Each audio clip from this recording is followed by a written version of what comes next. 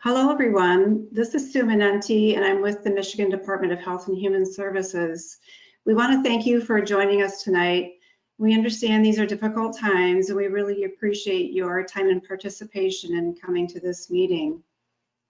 Tonight, we're going to provide you with some information and updates from the Michigan Department of Great Lakes Environment and Energy on the Oscoda and the Wurtsmith investigations. We will also provide some health information and updates from the Michigan Department of Health and Human Services and also from the Department of Natural Resources. Then we're going to open up the meeting to questions from you. We have representatives from the agencies here and also from District Health Department number 2 who will be able to answer those questions for you and also listen to comments that you have for us. First, we're going to give you some instructions on using the webinar. We're all a bit new at this, including myself, and Les Smith is here from Eagle, and we'll give you information on how to answer questions and type in a question in the chat box. Les, can you give us that information, please? Yes, thank you, Sue. Again, hello, everyone. Good evening. This is Les Smith. I'm with the Michigan Department of Environment, Great Lakes and Energy. I'm with our Environmental Support Division. It's my pleasure to share with you some information about the housekeeping for tonight's webinar. As all of you have joined in this webinar this evening, all the lines are muted. That means that you can hear us, but we can't hear you. However, there are plenty of opportunities here for you to ask questions for the panel when we get to the question and answer portion of the meeting. If you have a question about content that you're seeing, please use the question box located in the GoToWebinar control panel that's located on the upper right-hand corner. You can access that with the little box with the white arrow in it that will expand the box or put the box out of the way for you. Also, see, we lost this slide. While we're waiting for that to come up, we are recording the webinar, so you will have an opportunity a few days after to be able to either watch the webinar again or share it with friends who were not able to attend. Next slide. Les, it's not advancing for me. Okay. Oh, there we go. Yes, make sure you keep the cursor right in the middle of the screen because sometimes it wants to pick up the control box for the control panel. For when we get to the question and answer portion of the meeting, in the control panel, you should see a hand with a green up arrow. If you want to ask a question during the question and answer session, you can click that to raise your hand, and I'll see you here, and we'll try to get to those individuals in the order that they were received. If for some reason you change your mind after you've raised your hand, there would be a hand with a red down arrow. You can click that, and it will lower your hand. To raise your hand, it's the hand with the green up arrow. And if you change your mind, you can click the hand with the red down arrow. And we can revisit that again during the question and answer portion. And that's all I have for the housekeeping. Sue, I'll pass that back to you. All right, thanks, Les. You're welcome. Before we get started, I would like to ask any local officials that we have joining us if you would introduce yourselves. You can do that by raising your virtual hand, and Les will unmute you so you can make that introduction.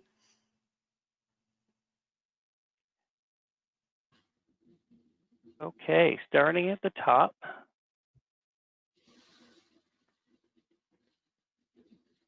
Mr. Weed.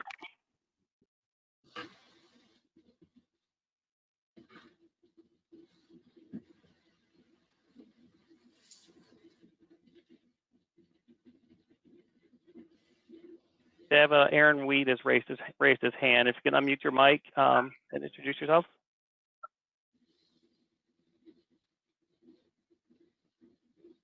Okay, we'll come back to Aaron.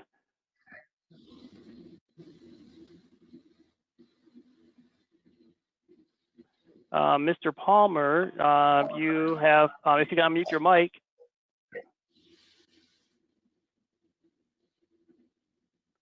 Mr. Palmer? Yes. Okay, you have the floor. Oh, thank you. This is Bill Palmer. I'm Oscoda Township trustee. Okay, thank you, Mr. Palmer. You're welcome.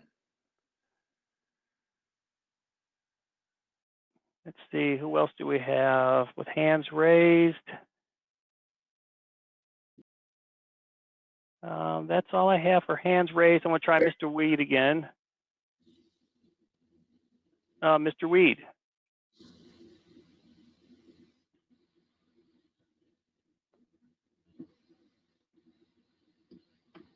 Okay. All right. Those are only two hands I have raised. It's Mr. Palmer and Mr. Aaron Weed. Okay, thank you. You're welcome. And do we have any legislative representatives joining us? And if so, would you raise your hand so you can introduce yourselves?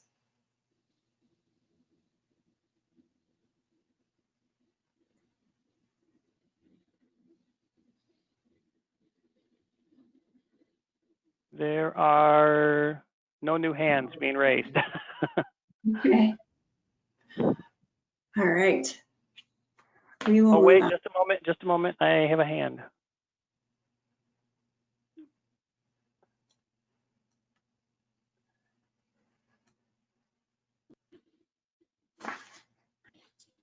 Kathy, if you can unmute yourself. Okay, Yes, Kathy. this is Kathy Woosterbarth, and I know that Jesse Osmer from Representative Sue Aller's office is in the webinar. So I just wanted to make you aware of that if he was not able to raise his hand. Okay, thank you.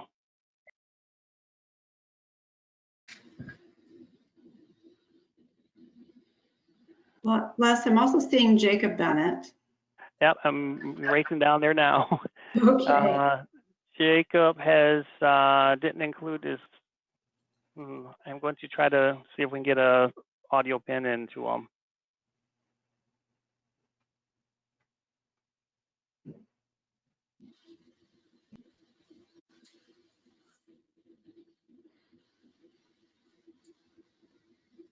Okay, Jacob, if you can enter your audio pin, you'll be able to unmute. Okay, I'm unable to unmute his line at the moment, so we can come back to Jacob. Okay. And Jake Bennett is with Congressman Kilby's office. Do we have any other hands raised, Les? No. Okay. All right, well, let's get started with our presentations. First, I'd like to introduce Beth Place, who is the project manager working on the former Wurtsmith site. Beth? Hi, good evening, everyone. I'm Beth Place, as Sue said. Thank you, Sue. The EAGLE project manager for the former Wurtsmith Air Force Base. EAGLE is one of the agencies that is included in the Michigan PFAS Action Response Team, or MPART. And since there may be some new faces on the line today, we just thought we would give you a brief introduction to MPART and PFAS. So MPART was formed as an advisory body under executive order in 2019. And it was formed to coordinate and promote consistency in the actions of key state departments responsible for environmental and natural resources protection, agriculture, health, military installations, and commercial airports in their PFAS response. MPART is also responsible to coordinate with federal and local agencies and stakeholders and share information, which helps leverage resources. Comprehensive, data-driven, and science-based approaches are the keystones of MPART. Okay, next slide, please. PFAS are a class of man-made chemicals that have one of the strongest bonds in chemistry. They are surfactants and may act as detergents, wetting agents, emulsifiers, foaming agents, and dispersants. PFAS repels water and oil. And while there are thousands of PFAS that have been made, the focus is on just a few compounds. Next slide, please. PFAS have several uses, as you can see from this list, and they have been used for a very long time. since about the 1940s, but different PFAS have been used through different time frames in history. Next slide, please. Why are we concerned about PFAS? Well, they're widespread, so they are found in several locations. They do not break down easily. They're bioaccumulative. In a few minutes, Puneet will discuss the potential health effects of PFAS. Next slide, please. In Michigan, 97 sites have been identified where groundwater concentrations exceed the regulatory cleanup criteria. This is more sites than other states, but don't be alarmed. It just means we're looking more. It doesn't mean that we're more contaminated. Investigations are prioritized. Sorry, Sue, back one. Thank you. Investigations are prioritized on potential sources that may impact drinking water. When a site is discovered, NPART agencies work with local health departments to develop a plan of informing residents and investigating private wells and other water uses. Multiple other investigations are underway. Currently, there are 97 PFAS sites in Michigan. Next slide. NPART has formed the Citizens Advisory Workgroup, and the purpose of this is to have engage affected citizens that have been affected by PFAS to advise and assist with how to engage and empower communities, and also recommend how to educate the public. Next slide, please. Those interested in becoming a member of the Citizens Advisory Workgroup can access this through our PFAS response page, and you can see the web address up there. If you apply, you are not denied. Sites including, you can also access PFAS sites from this page. Once you click on the sites under popular pages, the sites are organized by county, and both the Oscoda area sites and Wurtsmith site have separate pages. Along the top, there's also a listserv that you can access from this, so you can be informed on updates that occur in the area through press releases and things like that. So you can sign up for that on the Wurtsmith page. And then at the top of the PFAS response page, you'll see the different tabs, and you can access information specifically, general information specifically on foam, PFAS and fish and wildlife, and also the health tab. And so now Puneet Beach will discuss PFAS and health effects. He's a toxicologist at MDHHS. Thank you.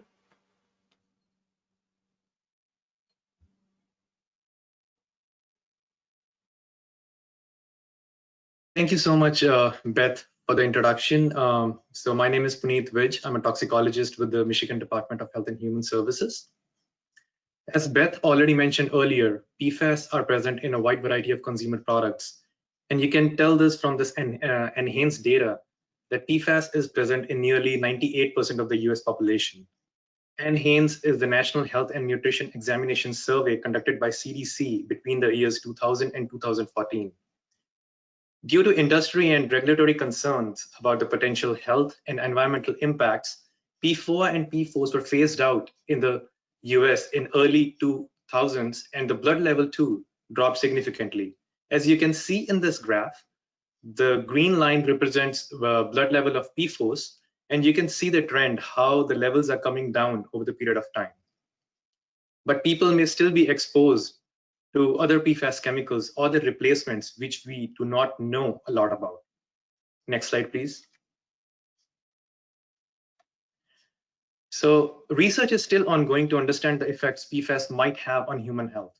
Some studies in humans have found health effects linked to some PFAS, such as decreased chances of pregnancy, increased chances of high blood pressure during pregnancy, thyroid-related issues, increased cholesterol levels, change in the immune response, and increased risk of cancers, mainly kidney and testicular. Having PFAS exposure or PFAS in your body does not mean you will experience these health problems now or in future. And the important thing to note here is most people did not experience any health problems even when exposed to high amounts of PFAS. So we cannot say for sure if PFAS exposure is going to cause any adverse health outcome. One way to learn about these chemicals is to conduct lab experiments with animals. But humans and animals react differently to these chemicals, and not all the effects observed in animals may occur in humans. So it is difficult to prove that PFAS is the cause, and these health effects are only links or associations based on the available science. Next slide, please.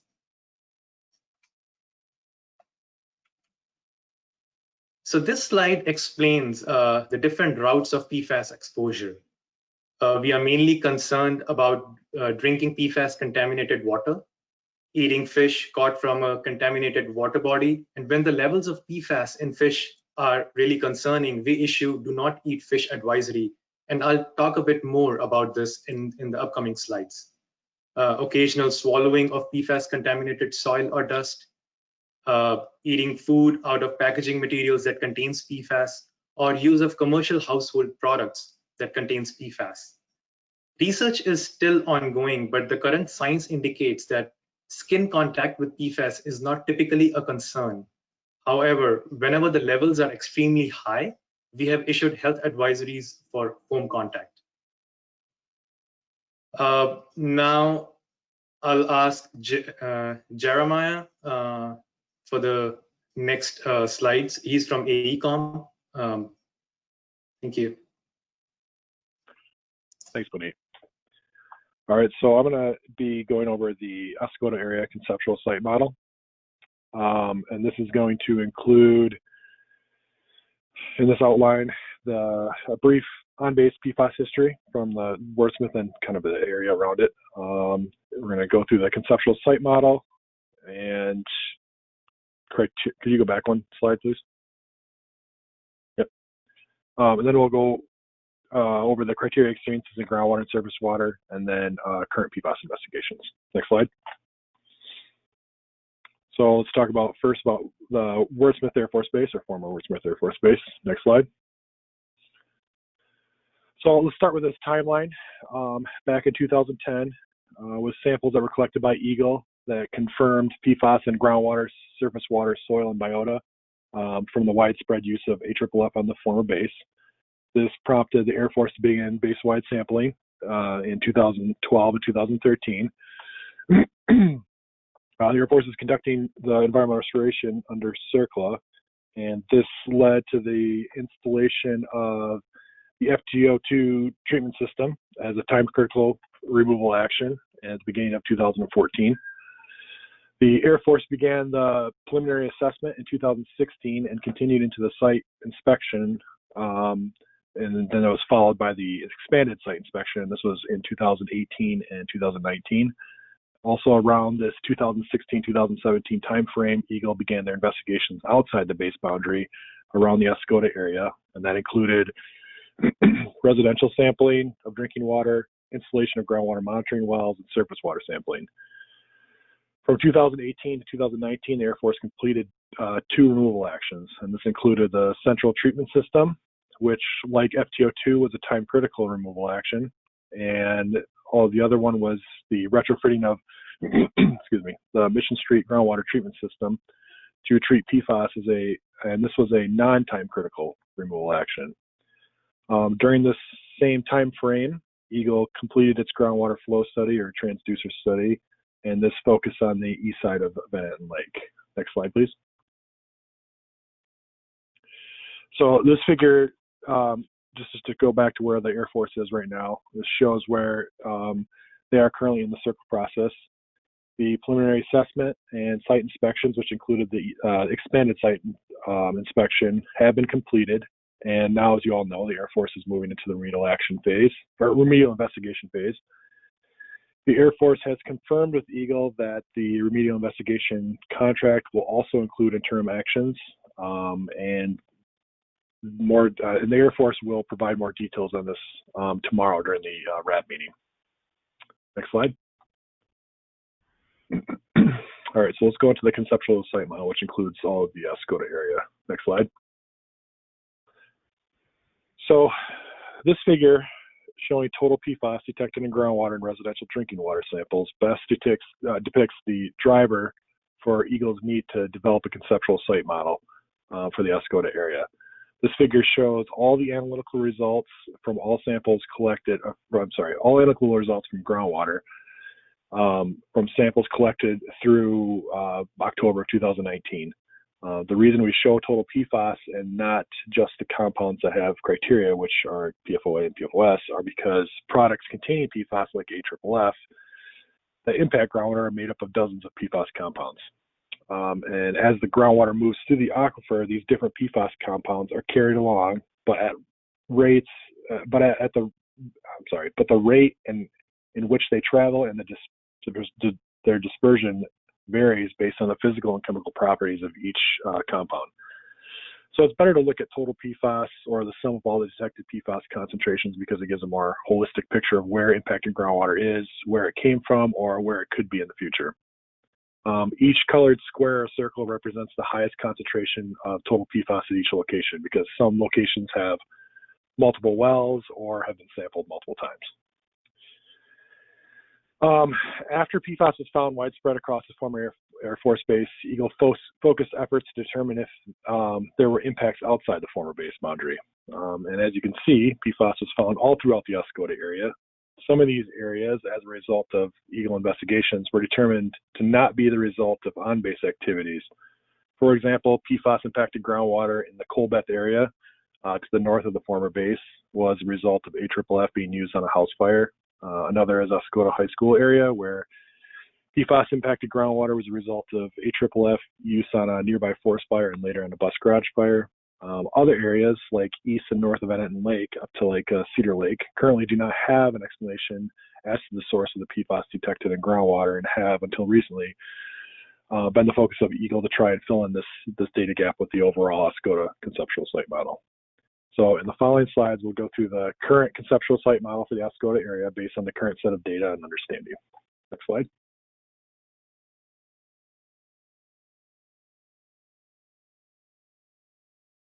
Next slide, please. Having a little trouble advancing. Okay. Here we go. Okay. So this figure is an oblique view of Wurtsmith from the south. And this is created by draping aerial imagery over an exaggerated topography. The yellow dotted lines are the boundaries of old river deltas deposited during the last ice age. The sediment deposited by these deltas are made up of mostly fine to coarse sands and some gravels. Near to Lake Michigan, we find dune deposits and older beach sediments. These sandy, coarser sediments make up the top 70 feet below the ground surface, which is also the principal groundwater bearing zone, or what you call the aquifer. Beneath those sandier sediments is clay that was deposited by glaciers. This clay is consistent throughout the entire area and can be thought of as the bottom of the aquifer. Now, note how the former Air Force Base sits on the remnants of the Algonquin Delta, which is topographically higher than the Sable River to the south and Van Etten Lake to the northeast. And although it's a little harder to see in this figure, Van Etten Lake is a low area between land north and east up to Cedar Lake, which sits approximately 20 feet above Van Etten Lake. So I want you to keep this topography in mind when we discuss groundwater elevations and groundwater flow directions in the next few slides. Next slide.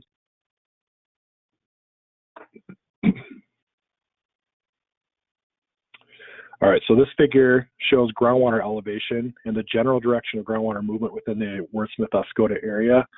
Another way to think of this figure is a groundwater topography map. So there's two sets of groundwater elevations from separate measuring events. The yellow lines are from a 1983 USGS report, and the blue lines are more recent groundwater elevations from 2018. The gray arrows represent the general direction of groundwater flow. Both sets of data are included in this figure to show the similarity in groundwater conditions over time, even with the additional monitoring well locations installed by Eagle. Groundwater generally flows from topographic highs to topographic lows, which in this area are surface water bodies like the Sable River, Van Etten Lake, and Lake Huron. Groundwater on base flows from the west. As it moves across the base, it divides in two directions. East discharging into Van Etten Lake, and south into Clark's Marsh, and eventually the Sable River. On the east side of Benetton Lake, groundwater is flowing south from a high at Cedar Lake, then divides in direction either west into Benetton Lake or east into Lake Huron. This divide extends all the way south between Benetton and Lake Huron. Also, because of the opposing groundwater flow direction and elevation on either side of Benetton Lake, it is highly unlikely that groundwater can flow under the lake to the opposite side. It is most likely that groundwater on both sides of Benetton Lake discharge directly into the lake. However, previous and current studies indicate a potential influence of nearshore groundwater levels at the southeastern end of Benetton Lake due to the seasonal artificial raising and lowering of lake level. And the next few slides, we'll take a closer look at this. Next slide. So one way to show this Benetton Lake influence is to look at groundwater elevation maps from two different times in the same year. These next two slides do this by showing groundwater elevation maps from different seasons focused on the southeastern end of Benetton Lake. Note the map has been rotated 90 degrees to zoom into this part of Benetton Lake, and north is now to the left. The blue lines are groundwater elevation contours. The light blue arrows are groundwater flow directions, and the blue points are the monitoring wells where groundwater was measured to create these maps. Also note that the groundwater elevation contour intervals used in this figure are ½ instead of 5-foot intervals used in the previous figure, and this is to show more detail in the groundwater elevation and flow directions. This slide depicts groundwater conditions from December of 2018 when the lake is at its lowered winter level, which is approximately 4 feet lower than summer. Notice that the groundwater flow direction west of the divide pretty clearly indicates groundwater moving towards Benetton Lake all along the shoreline shown, similar to how it's shown in the previous slide. Next slide.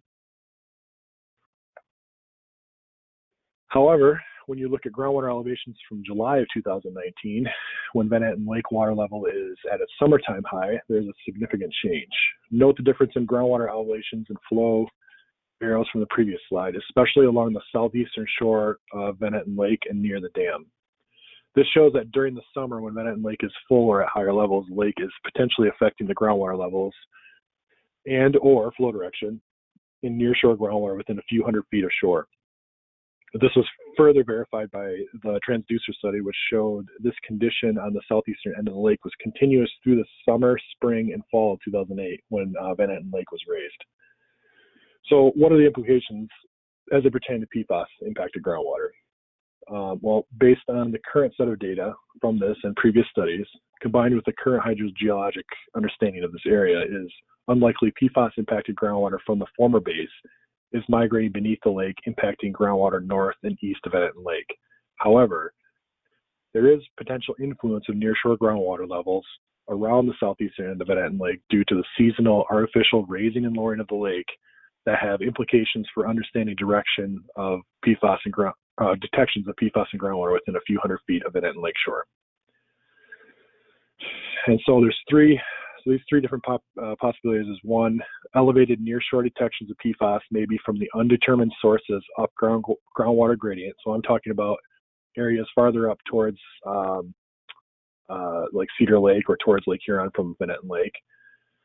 Two, PFAS impacted groundwater is discharging from the former base into Benetton Lake, could be impacting the surface water, and then the surface water is infiltrating into nearshore groundwater along that southeastern end of the lake. Or three, it could be a combination of these two processes. Next slide. So now we're going to look, I'm going to have the groundwater contours superimposed over the data as it shows for criteria experiences. So we're just going to be looking at PFOA and PFOS. Next slide. So this is similar to the map I showed at the beginning, except for, again, this is showing just PFOA and PFOS concentrations in groundwater. And these include points that are both residential, which are the squares, and groundwater samples, which are circles.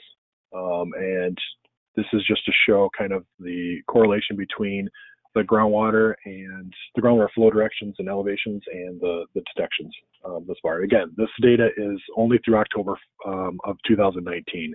This does not include the newer residential samples that the health department has collected or any of the other GSU or Sable investigations that have been taking place since then. Next slide. The next two slides show surface water samples that were collected along Manhattan Lake and along Clark's Marsh, or within Clark's Marsh and along the Sable River. So this first one is just kind of zoomed into Manhattan Lake, and the criteria for this, anything that is above 12, this is just showing PFAS, which is the GSI criteria of 12 ppt. And again, superimposed on the land is the groundwater contours, showing the correlation between where surface water concentrations are detected and groundwater flow. Next slide. And this one shows south of the base, which includes, again, the Clark's Marsh area and the Sable River. Next slide. So the next couple slides, we're going to go over the current PFAS investigations. Next slide. So the Eagles Superfund part of the project, which is the project manager's Beth Place out of Lansing, will mainly be dealing with oversight of Air Force environmental activities. This includes the current circular process. You know, the RI will be the upcoming thing that they'll be doing oversight mostly on. And then the Saginaw Bay District will be doing, or is doing 2 investigations currently that are outside the base boundary. And this includes quarterly groundwater sampling and the Sable River boat launch investigation. And the project manager for that is Amanda Armbruster out of the Bay City District. Next slide. So this is the Sable River boat launch investigation, and this was initiated because of elevated levels of PFAS found in monitoring wells that were installed back in 2017. One that's right next to Lake Huron, just to the east of the boat launch parking lot, and the other is back behind kind of where the Oscoda American is. And this past October, AECOM went out there and installed some temporary monitoring wells and took surface water samples to try to delineate and see what the extent of PFAS impacted groundwater was.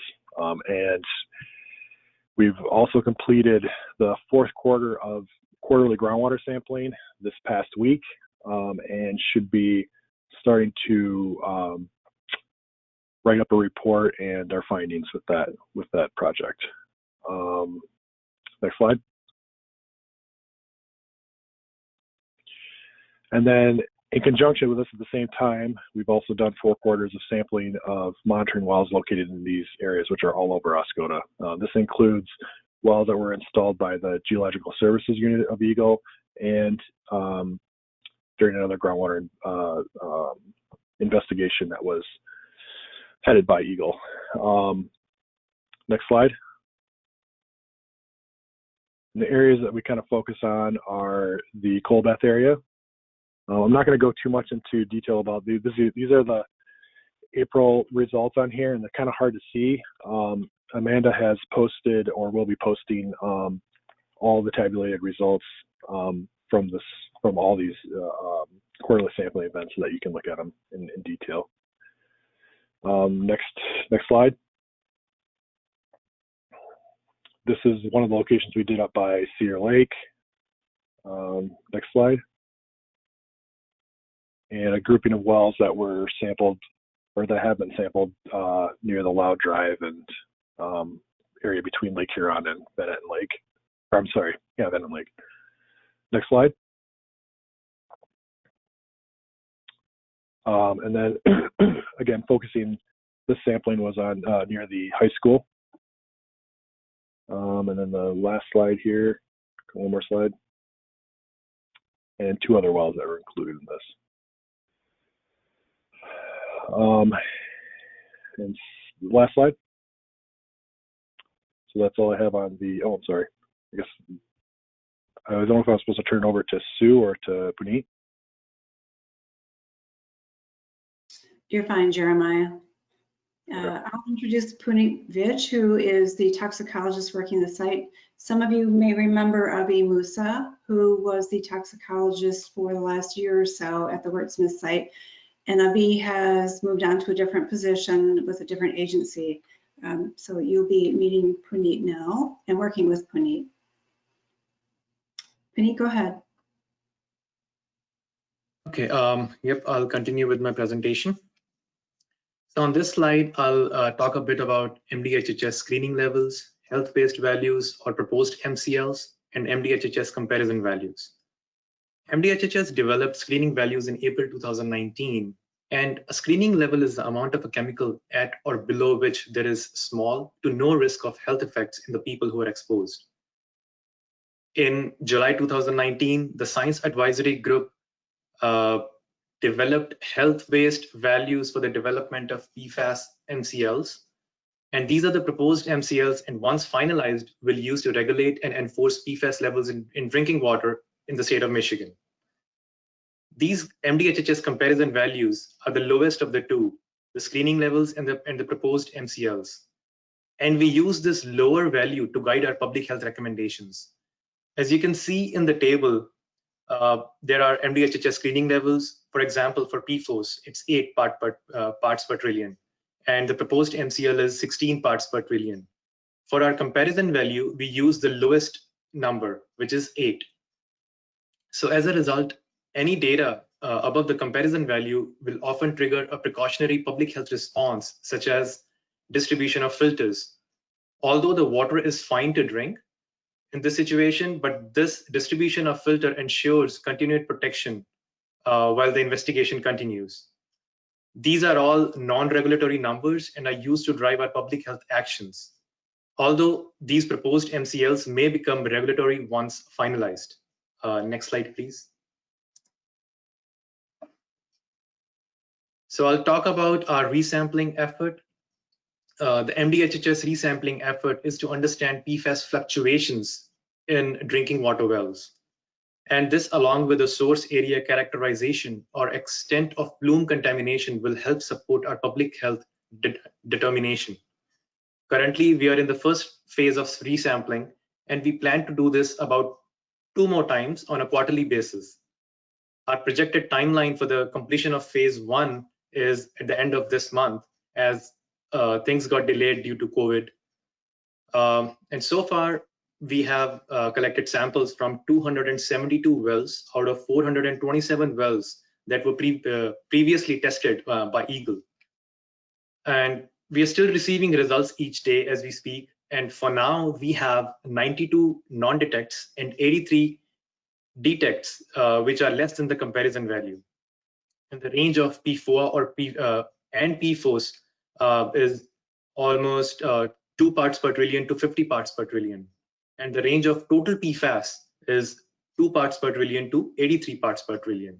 And the number of wells that exceeded MDHHS comparison values, that number is 15. Next slide, please. So we have looked at PFAS in drinking water, and now I'll discuss a bit about foam. As you might already know, there is a difference between naturally occurring foam and PFAS-containing foam. So if you look at these pictures, and you can tell naturally occurring foam is off-white or brown in color, often piles up in bays or rivers, and can have an earthy or fishy smell. Whereas on the other hand, PFAS foam can be bright white and is usually lightweight. It can be sticky and tend to pile up like shaving cream, and is suspected to be contaminated with PFAS-containing AFFF. Next slide, please. Recently, foam samples were collected from Venetton Lake in fall 2019 and from Cedar Lake in spring 2020. PFOS levels in foam in Venetton Lake were about 200,000 parts per trillion, and the levels on Cedar Lake were about 7,200 parts per trillion. Since the amount of PFAS in foam can vary and there is no standard to compare, MDHHS recommends to avoid this foam and rinse whenever you come in contact with it. So as a general rule of thumb, regardless of the type, we recommend to bathe or shower after the day's activities to avoid any exposure And recently, earlier this month, MDHHS also issued a statewide press release to avoid foam on water bodies that are known to have high levels of PFAS. Next slide, please. I'll talk a bit about fish and wildlife on this slide. PFAS concentration in surface water samples collected from Clark's Marsh were about 5,000 parts per trillion, which is above EGLE standard of 12 parts per trillion for PFAS in surface water. And it is more likely that bioaccumulation in fish at these levels may present a concern for those who consume fish. And PFAS in fish ranged between 340 to 9,600 parts per billion, which is above our threshold of 300 parts per billion, thereby resulting in do not eat advisory. In the fall of 2018, MDHHS and DNR together issued do not eat advisory for white-tailed deer taken from within 5 miles radius of Clark's Marsh. This advisory was issued as a caution due to high levels of PFAS found in muscle, liver, and kidney of 1 deer out of 20 tested in the Oscoda area. EGLE is currently analyzing more fish samples from Cedar Lake, Venetton Lake, and Clark's Marsh. I'll give you a few updates on fish sampling. For Cedar Lake, bluegill and pumpkin seed sunfish were collected in 2019, and these samples are currently in the lab awaiting PFAS analysis. For Clark's Marsh, bluegill, pumpkin seed sunfish, and yellow perch were collected in February 2020, and these samples are also in the lab awaiting PFAS analysis. And finally, for Venetton Lake, yellow perch and white suckers were collected from Venetton Lake in 2019, and these samples are also at the lab awaiting PFAS analysis. Whereas bluegill, black crappie, and yellow perch were also collected in spring of this year, and these samples have not been processed and have not been delivered to the lab yet. Next slide, please.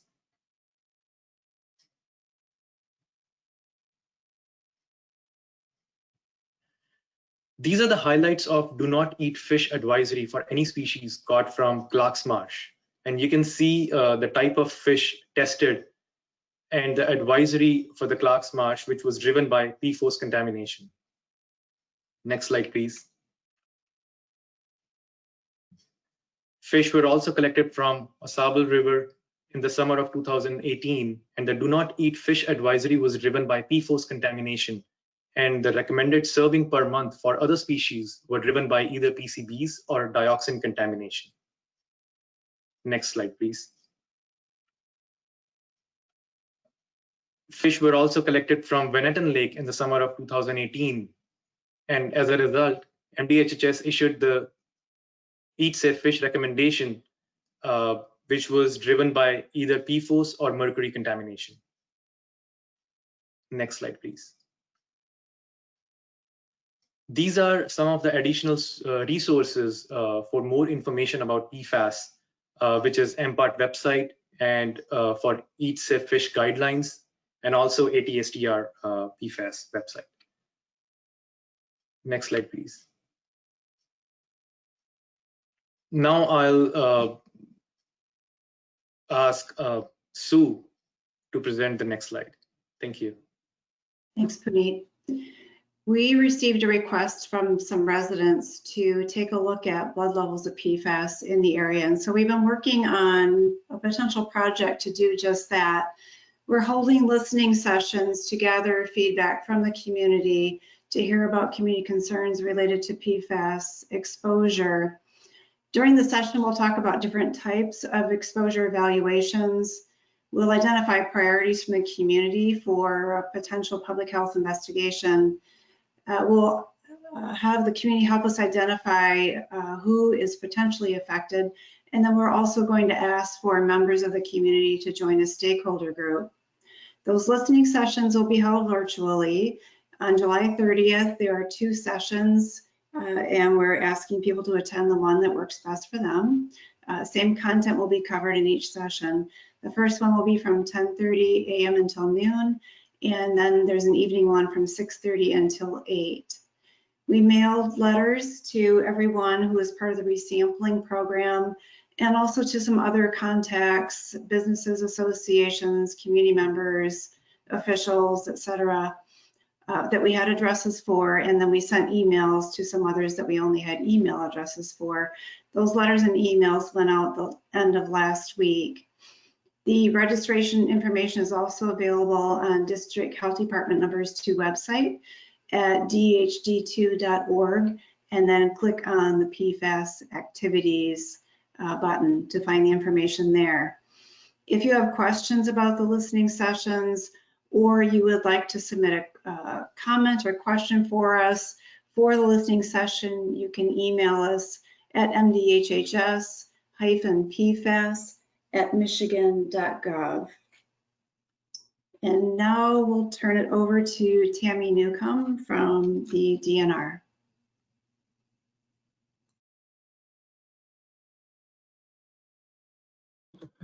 Good afternoon, everyone. I would turn my camera on, but then I would lose all of you. I live in a place of the state still that doesn't have great connectivity.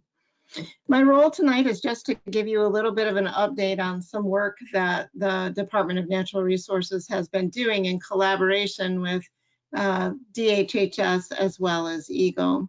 So the DNR's role in the whole PFAS issue is one where we don't do any sort of regulatory aspects of the program. We don't do any of the toxicological testing, but what we do help with is understanding wildlife behavior, helping DHHS understand wildlife behavior, and that in turn then helps evaluate risk. We collect animals and fish for parts of the program. We, of course, communicate the results of those information to our stakeholders through our channels.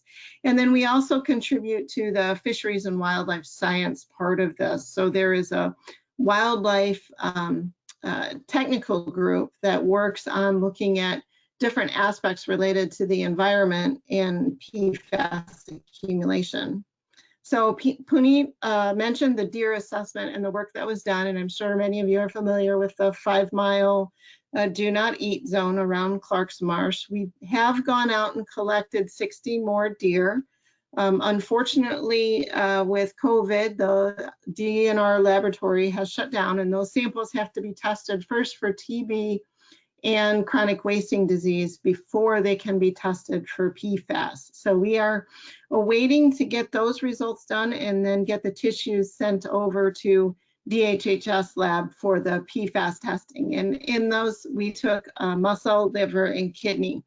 So you might wonder why we do that. And the reason that we do that is while people mostly eat muscle, some people do eat the liver and kidney as well, but the liver and kidney allows us to see if the animal has even been exposed to PFAS. And that's really important because just because it's negative in the muscle doesn't really tell us a whole lot. So as Puneet said, we were seeing measures of PFAS in particular in the liver and the kidney in many of the deer, which was telling us they had been exposed, but we were not seeing large levels of accumulation with the exception of the single deer that was taken in Clark's Marsh. So the samples that we have on hand now are 40 samples from the greater 5-mile area for the do not eat area, and then there's 20 samples from right within or closely adjacent to Clark's Marsh.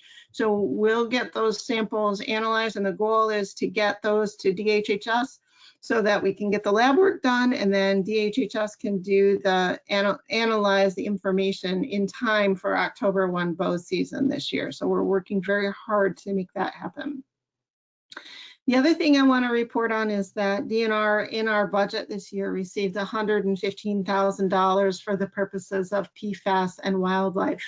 The DNR took all $115,000 and put it out for a research proposal because what's really important to us and to DHHS and EGLE is to understand how PFAS is moving through that ecosystem, because it serves as a model, if you will, for understanding where the chemical could reside. And again, PFAS is the chemical of concern for us here, but we used a competitive process to look for an investigator to help us out. Purdue was selected. Purdue has done work in the Clarks Marsh area and already had some baseline data. So they were selected, and they've developed a project where they're looking at everything from algae all the way up through turtles to look at levels of PFAS. They'll be measuring the 18 or 21 array, but looking for those levels of PFAS all the way throughout. And what they're doing with their study design will be able to help put rates of transfer from one level of the food chain to another. And why that's important is a couple of reasons. It will help us understand more readily where the PFOS may be residing in the system, as well as understanding the rates of transfer from one level to another. And so when we start to assemble that type of information, we can really assemble a better risk understanding and project that out into the future. Particularly, and this is a question that I heard at one of the earlier town hall meetings, was, well, when will this thing go away? When will we not have the do not eat anymore? If we do this type of work, and sometimes it's called ecological risk assessment, if we do this type of work and we look at the rate of reduction of PFOS going into the environment, then we can make some projections about what we might see in terms of reductions in the environment and in the animals in that environment. And I think that does a couple of things. It makes us better and smarter with our monitoring funds, and then it also gives folks in the area an understanding of the future rather than just sort of a great unknown. So unfortunately right now, because of uncertain budget situations, that project has been put on hold. I'm hoping to hear later this week whether or not we can continue to move forward with that. I want to just put a little example out for you why this work is important. We understand a lot about how mercury accumulates in the environment, and we understand a lot about how PCBs accumulate in the environment from the lower levels of the food chain all the way up. But PFAS accumulates very differently in the environment. And one of those examples is found there in Clarks Marsh, where we have species like bluegill, smaller panfish, that have high concentrations as opposed to the bass in the same system. The bass don't have as high of concentrations as those small bluegill. So it's going to be really important for us to understand some of those mechanisms of uptake there. So we already talked about that being on hold. Last thing I'll talk about real quick, and then we can move on, is that the Wildlife Workgroup is also working on looking at waterfowl and the potential for PFAS to accumulate in ducks and geese. Now we know there are samples that have been taken throughout different places that have shown there is some accumulation, but again, those samples are relatively limited in that they are they're sort of a point in time, and they don't really have a good study design around them to be able to actually answer questions. So what we want to try and do is build a base for asking some of those questions.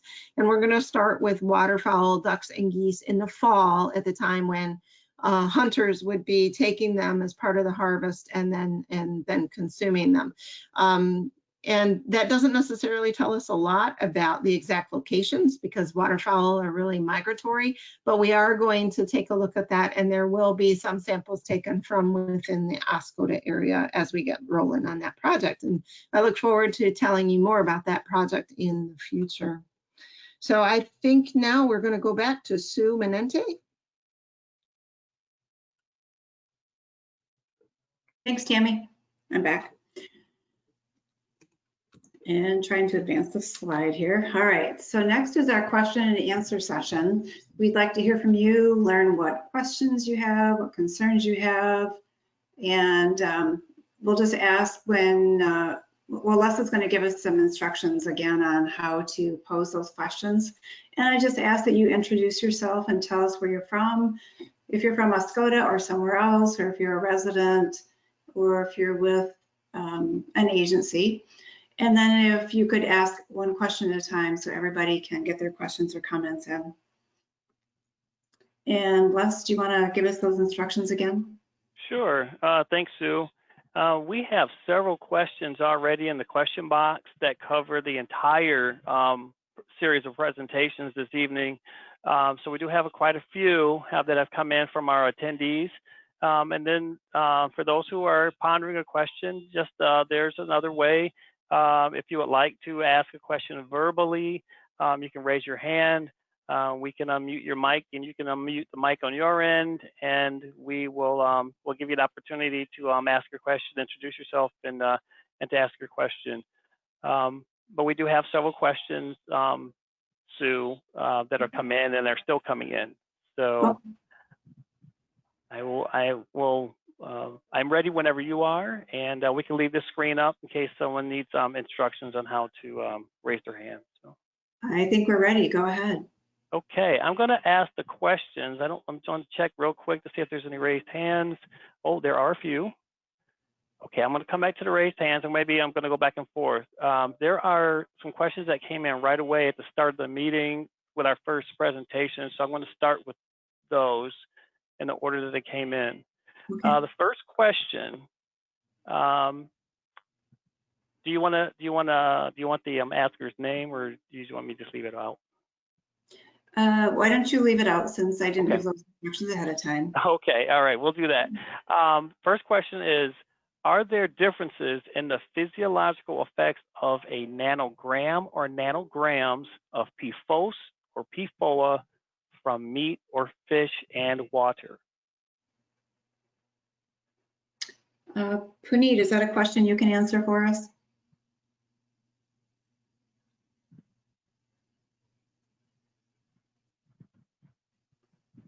Puneet, are you muted?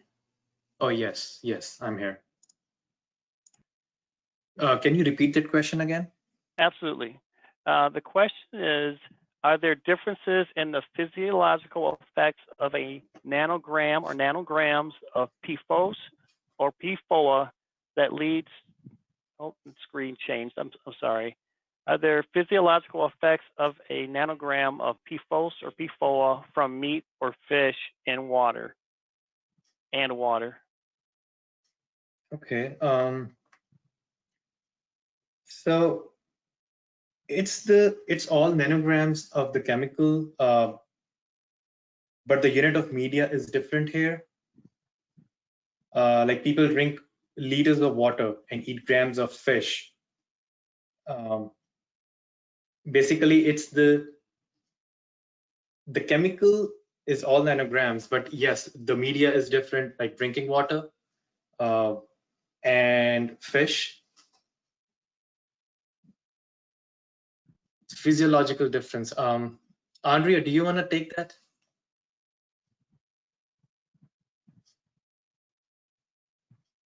Sure, I can take that, Puneet, not a problem. This is Andrea Keatley. I'm with the Michigan Department of Health and Human Services. I'm the ATSDR unit manager, just to introduce myself. When you ask if there are physiological effects from the nanograms in fish and drinking water, no, the measurement of the PFAS is in nanograms, and what Puneet was alluding to is what the concern is. When you consume water, you are consuming large volumes of water, so you have more of that PFAS getting into your system, and you're consuming more through that drinking water. Where you're eating fish, those are smaller portions. You aren't eating as much fish as you are when you're drinking or consuming water. So the fish consumption looks like you can eat more, looks like it's a higher concentration in the fish, but really it's that less consumption that you're eating while you're eating that meal of fish, as opposed to drinking those large amounts or volumes of liters of water. I don't know, I hope that answered that question.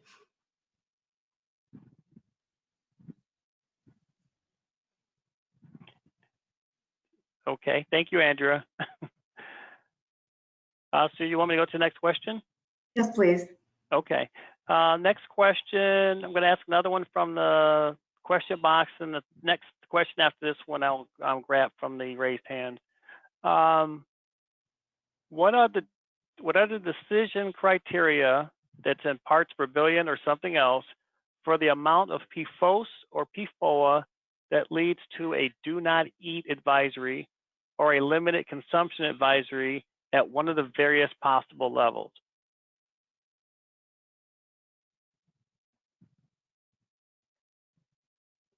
Can you repeat that one more time? Sure. What are the decision criteria for the amount of PFOS or PFOA that leads to a do not eat order, or do not eat advisory, or limited consumption advisory? I think the questioner is asking what are the criteria for issuing the do not eat order. Is there a specific level that triggers a do not eat? Yes, and in Panit, oh, go ahead. Yeah, it's 300 nanograms per gram. So it is, or parts per billion. So there is a do not eat advisory level that we use both for fish and for game. Yes. And Deb, do you want to introduce yourself, please? Yes, this is Deb Mackenzie Taylor. I'm the Toxicology and Assessment Section Manager for the Department of Health and Human Services. And Panit touched on that during his presentation also. Yes. Okay. Yep. All right. I'm going to thank you, Deb. Sue, I'm going to go to the raised hands. I have a raised hand here, so I'm going to grab this one. Okay.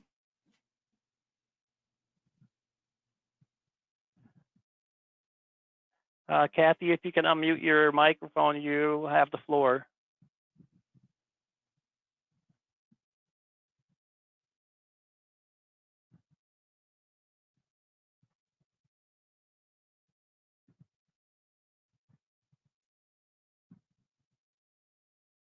Kathy? Oh, there we go. Thank you. Okay. I appreciate it. All You're right. welcome. So yeah, this is Kathy Wurtsmith. I'm one of the co-leaders of the Now Need Our Water group in Oscoda. And I was wondering, Sue, could you give me an idea, or the facilitator, how many people we have, attendees we have in the meeting right now? I just kind of want to get an idea of that. Yeah, it looks like we have 47 attendees. Some of them are staff from our office. When we get done, we have a short poll, and we're going to ask how many people are attending from a household. And I see. then we'll get some evaluation metrics from you. But yeah, right now it's 47. Okay, and I'm also wondering whether Steve Sliver is in attendance. Steve was in attendance. Yes, I am. Good evening. Hi, Steve. All right, good. All right.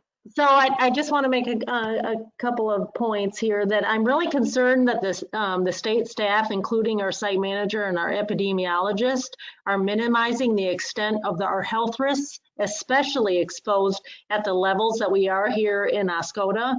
And to make a point to our citizens that 97 sites in Michigan should not be alarming is irresponsible and condescending to our state.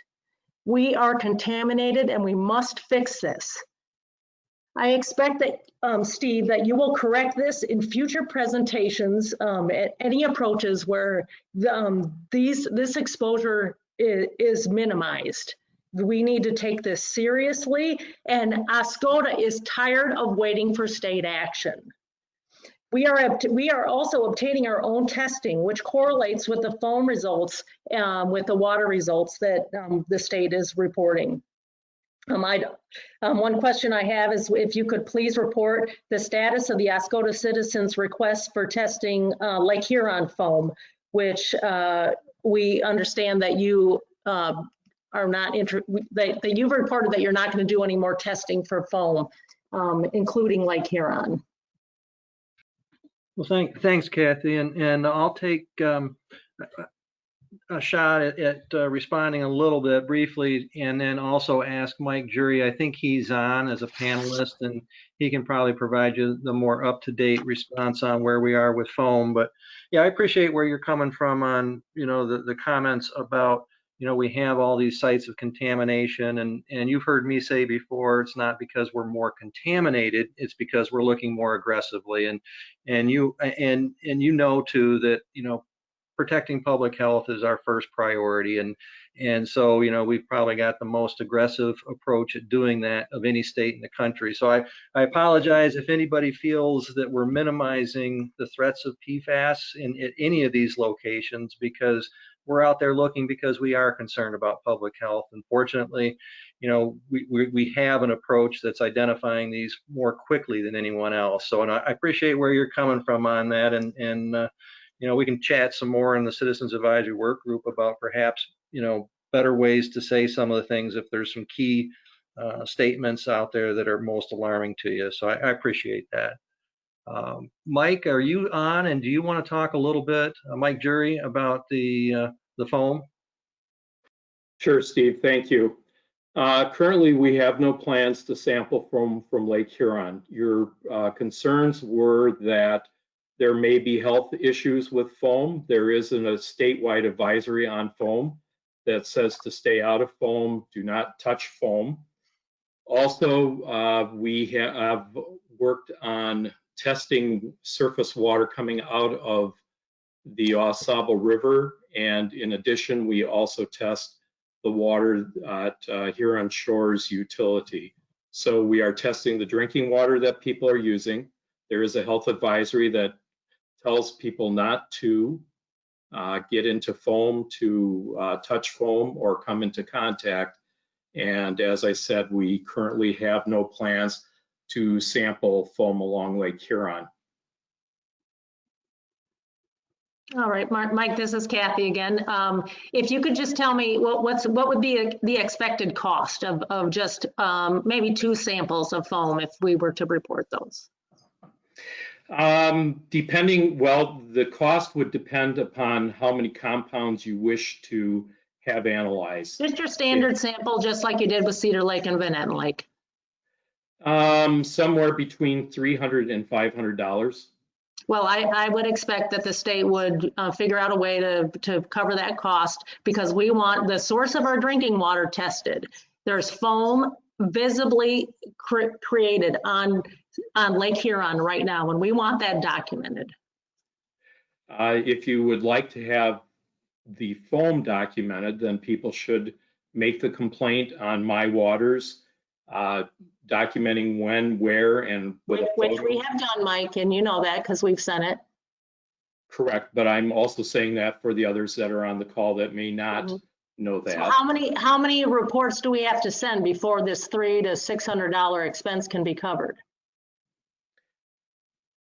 Currently, as I said, there are no other places that we're doing foam across the state of Michigan other than finishing up the testing that we are doing for the AECOM study. And so Steve, can you make that happen? Let me get myself off mute here. So Kathy, I think, part of the challenge is where we, devote our sampling and analytical resources, and specifically to your point of the drinking water. So, and I think Mike's talked about this, and you're aware of the public water supply testing, and as well as the ongoing testing that we did last year of surface water intake. So that testing is being done of the water supply, the drinking water supply, and, fingers crossed, within the next week or so, we should have MCL drinking water standards in Michigan, which is going to ensure that that testing continues on an ongoing basis at all the water systems across the state, and so that they can readily capture, any changes in PFAS detections. And Mike, I think right now we're not finding it in that water system, and as well as, and I don't know what last time we talked about it, but there is a study going on of the Lake Huron trying to, delineate, if we can, in the water column, any contamination that might be coming down from the Sable along the shore towards the south. So we've got a number of different studies underway and ongoing testing. The foam value, and quite frankly, I hear what you're saying to understand what it is, but the challenge of getting out there and actually capturing the foam. No, Steve, I'm sorry, I don't. We have just yesterday, one of our members had foam showing up on there, and that sample could have easily been obtained. So I don't think that capturing the sample is the difficulty. I think that there is a reason why you're not testing Lake Huron. So I want it to be noted how long you spent on this call or this meeting trying to convince us that we shouldn't sample foam on Lake Huron. But I understand we test our municipal water supply, and I'll let the rest of the time, be dedicated to other people who have comments. Thank you. Thanks for your questions, Kathy, and your comments. Les, do you have a question? Oh, yes, I have more. I want to go to the township supervisor, to Mr. Aaron Weed, who was self-muted. If you can unmute your mic, sir. Ah, he's unmuted. All right. Hello. Hello. Jesus. Can you hear me? Yes. Yep. Oh, finally. Woo. Hard sound settings. All right. So I want to talk here a little bit about this foam issue. I know that foam isn't quite the primary concern because it's a symptom of the source of the problem. The issue, though, with foam on Lake Huron or on any body of water is that foam gathers up on the edges of the water, and then it sinks right back down into the table and back into that surface water again and continues that cycle. So that's where I think data from foam, such as from Lake Huron, is important to know so that we can identify, first of all, the sources of the foam, and then how that foam is delaying the flushing out of these contaminants. So if we stop the stop the flow of contamination of groundwater, contaminated groundwater into the surface water, but that surface water still has contaminants in it, and it keeps pushing it back up onto the shore, and that goes back into the surface water. It's making it a slower process, and I think identifying that foam will help in the dealing with the issue of who owns that contamination, who should be taking care of that contamination, and how it's going to be more thoroughly remediated. That's all I have. Thank you, Aaron. Les, do we have another question? Yes, I do. I have plenty. I'm going to go back to the question box now. There are several questions here about the, so for my friends at DHHS, there's several questions here, more questions about the do not eat and limited consumption. The MCLs, the Michigan MCLs for various types of PFAS chemicals are in the process of becoming law, replacing the current 70 part per trillion PFOA levels, as well as adding chemicals. Are the do not eat or the limited consumption advisories going to be revised? Should they be? And if they are, what time frame could we see the changes? So this is Deb Mackenzie Taylor with the Toxicology and Assessment section. So we will further evaluate them. We're not sure if they will result in changes because we were fairly conservative when we developed them in the first place, but we will evaluate them. And I don't have a specified time frame at this point in time. Okay. Thank you, Deb. Another deer consumption question. Should the action levels of PFAS in deer be the same as those in fish, since a deer goes in a freezer and gets consumed by the same small group of people over a 6 to 9 month time frame? Okay, so our fish and game advisories are based on meals typically. So how many meals, and 8-ounce meals for an average adult, 4-ounce meals for a child. So it really is a meal size. So a fish meal size and a deer meal size would be about the same. So typically our guidelines would be about the same. We use the same do not eat it advisory level for deer as we did for fish. Okay. Hey, Deb, is it all right if I just ask these couple extra ones since you're taking these already? Okay, sure. Okay. Thank you for that answer. The next one, it's another deer consumption, or another, actually fish consumption. The conceptual site model, I think that was Jeremiah, does show some sampling in Allen Lake, the Allen Lake area, yet we do have a PFOS do not eat fish advisory in that area. Why no investigation in that area? So I'm not sure. I don't have enough history with the site to know, and I don't think Puneet does yet either, but I'll let him take a chance. If he does know something that I don't know, I'll let him speak Okay. up. I'm not aware of any data from Allen Lake, and we can check on that and get back to you later. Okay, thank you, Deb. This is Sue. Can I add one thing? When we initially issued advisories, we also issued a do not eat for Allen Lake, and community members told us that no one fished Allen Lake. So if anyone knows that people are fishing Allen Lake, if they could drop us an email and let us know that, that'd be helpful. Okay. Yes, Sue has more site history than I do. Okay. One more. I had the do not eat level. What are the limited consumption criteria levels? It was related to a question earlier about the do not eat level. So the question relates to the limited consumption criteria. Well, I'm going to have to pull that up. It is on our Do Eat Safe Fish guideline website for our scientific reports. I will pull that up and I can get back to you later if you will let me do that. Okay, and I can, if the questioner wouldn't mind, I could share that information with you if you would like. So I'll reach out and find out if they're okay with me sharing that. Okay, thanks, Deb. Sue, would you like me to continue? Yes, please.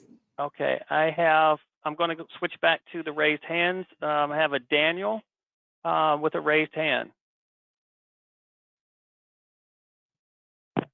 Daniel? Yes, would that be Daniel O'Connor? O'Connor, yes. Great. Yeah, I was thinking of a question to ask. I didn't know if I was on mute or unmute. I had the red hand shown. But as far as the PFAS affecting large fish kills, has the DNR seen any large fish kills around Clark's Marsh?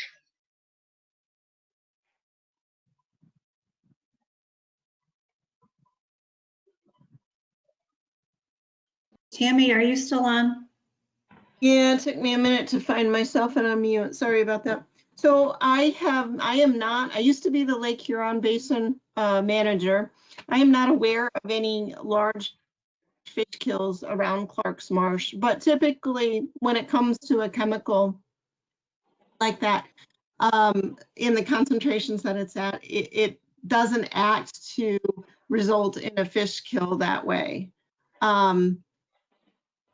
So no, I'm just going to cut it short there. No, we haven't seen any large fish kills in that area. Oh, okay. I was just wondering if anecdotally you'd heard of any fishermen talking about them, or however DNR communicates with, the sport fishing community. But I've read that mercury, of course, being a different type of chemical, it does burden their systems and kill the fish, and you'll see fish kills. PCBs, however, I've read where some fish have developed immunities to the PCBs and have learned to thrive in that environment. So I was wondering if it was a typical thing. Yeah, so I think what you're referring to is that the mercury in particular, heavy metal. Yeah, I used to do research on this. It actually reduces their immune system. So sometimes we'll see the compromised immune systems, and then that makes them susceptible to other types of diseases in the environment. So unless it's like an acute spill of a chemical, rarely do we see that as the proximal or the primary reason that a fish kill happens in relation to a chemical. So unless it's like a truck that's dumped, or somebody's dumped a very concentrated amount of some sort of pesticide or herbicide, we would see it in an area. But just as a little anecdote for you to help you out in the future, when we see, and so we do have a fish kill reporting line, but as a fisheries biologist, I was taught, when fish die, and it's the big ones first, it's usually a result of an oxygen deficit, which we see quite a bit of time. And if it's a chemical, you see the smaller fish dying first. That's just a little anecdote for you. But no, we don't typically see that. And I wouldn't expect to see that as a result of PFAS in that environment. Okay, Thank you. It was more of a curiosity thing and looking for, telltale evidence of bad things in the environment, because I think, that's where our major focus has got to be after we've hooked up Oscoda to the, municipal water, or we're headed that way through phases A, B, C, D, E, and F, 5 to 10 years out from now. But Yes, sir. we're taking care of that, but the environment, the wildlife is a major concern. Thank Yes, you. sir. Well, I want to add on one more thing. I am working with a group of researchers who are seeking funds to look at the potential for PFAS to have an effect on the immune system of some fish, and then making them susceptible to other types of diseases that we commonly see in the environment. So I just want you to know that we are kind of looking into that area as well. Excellent. Thank you. You're welcome. Thank you for that question. That was an interesting one. Okay. Next question. Next question, I'm going to pull another one from a raised hand. And now, attendees, thank you. I'm glad everyone's finding that the raised hand function. This is helpful in trying to reach you all. Eric T. You have a raised hand? You're self-muted.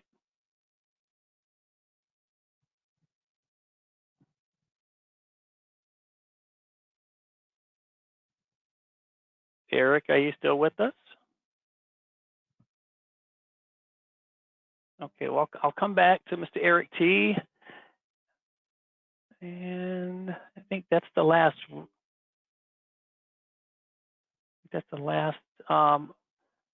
I'll come back to Eric. Next raised hand is Mark M. Mark M, do you have a question?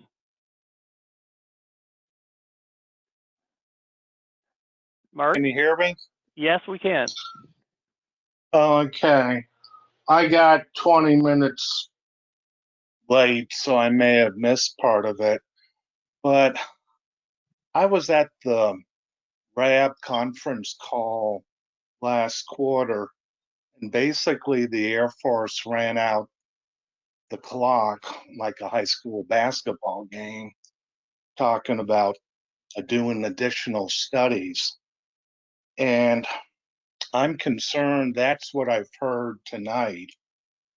And I feel more than enough studies have been done, and that the state should actually be pushing for remediation and cleanup of the PFAS contamination. And look at Unmuted. and look at the plasma reactor and some of the other experiments they've done. Thank you.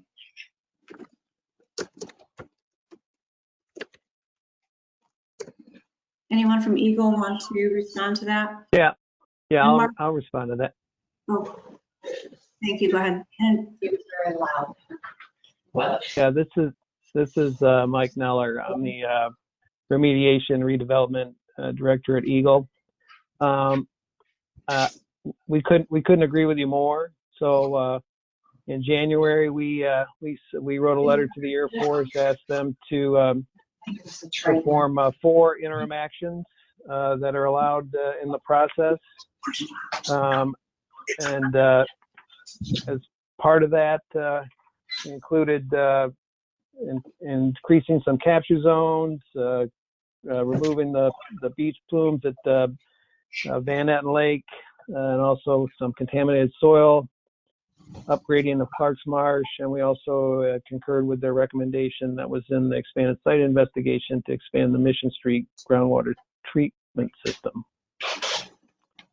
So we are pressing the Air Force to spend the time and energy during their remedial action phase, which is really designed to determine the nature and extent of contamination at the sites. But we think that they should spend the bulk of their time and resources performing cleanup actions and optimizing those technologies that will result in cleaning up the PFAS contamination in the area. So again, we agree with you. Yeah, thank you. I'm just concerned, as Kathy brought up, that we may have fallen into the analysis paralysis trap. And these studies that were mentioned,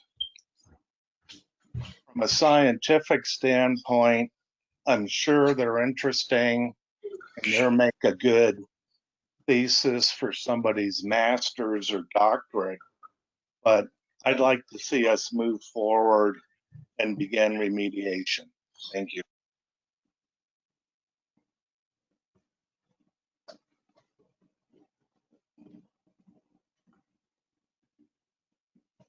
Russ, next question. Okay, next question. Okay, I'm going to go back up to, oh, we've got hands. Mr. Eric T. I'm going to try to get Mr. Eric T. Eric, are you there? Yes, I am. Can you hear me now? Yes, we can. All right, fantastic. My name is Eric Tobin. I was actually born on Wurtsmith Air Force Base in 1974. Lived there for about 4 years and have since moved away. So my interest is I've developed a ton of health problems and am interested to see, I know that, we've known that there was exposure, but do we know, the first question I have is, do we know when that exposure started? And number two, how do we know that that our health issues are or are not related to the contamination there? For example, myself, I have MGUS, which is the precancer for multiple myeloma. And as you may or may not know, multiple myeloma is terminal. And I'm about to, as on the 30th, I'll have my next bone marrow biopsy, and it's expected that bone marrow biopsy will show that I've started into the cancer part of it, not the precancerous stage. So it puts my clock on. So I want to, so far everything's led to believe that it's not genetic, it's not hereditary, it's not, there's no other potential exposure. This was the only thing that was discovered that could have been it. So where is it that we're getting to that point where we're helping people, both veterans and the residents there, to find out, is this causing us some damage or some problems? Eric, thank you for sharing it with us, and we're certainly thinking of you. I just can't even imagine. Deb, do you want to talk a bit about the listening session and the work that we're doing moving forward with a potential exposure investigation? Sorry, I was trying to find my unmute because I was trying to look up the advisory question answer from previously. So we will be doing that listening session just to hear people's concerns next week on the 30th, both in the morning and in the evening. So if you want to come on to that call and let us know some additional information. Some of the work that's going on across the nation includes a multi-site health study where they're looking at sites across the country with different varying levels of PFAS in drinking water so that they can add to the data that's already out there, showing some associations that Puneet showed earlier this evening with health effects. So into that database, add varying levels of PFAS, different sites, different states, to try to help build further information on what type of health effects we're seeing associated with PFAS exposure. And also in Michigan, we're looking at PFAS and health effects. We are contributing to that multi-site study that's across the nation through the Agency of Toxic Substance and Disease Registry.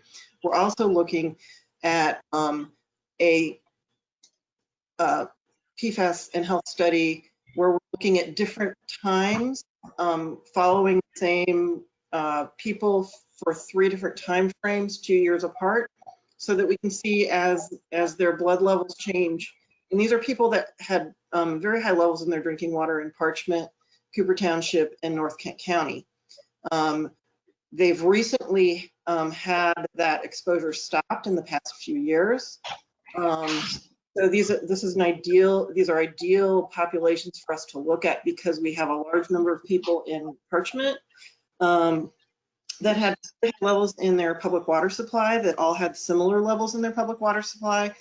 And so it'll be easier to show an association of health effects. I'm sorry, I went too long, and we can talk more on next week.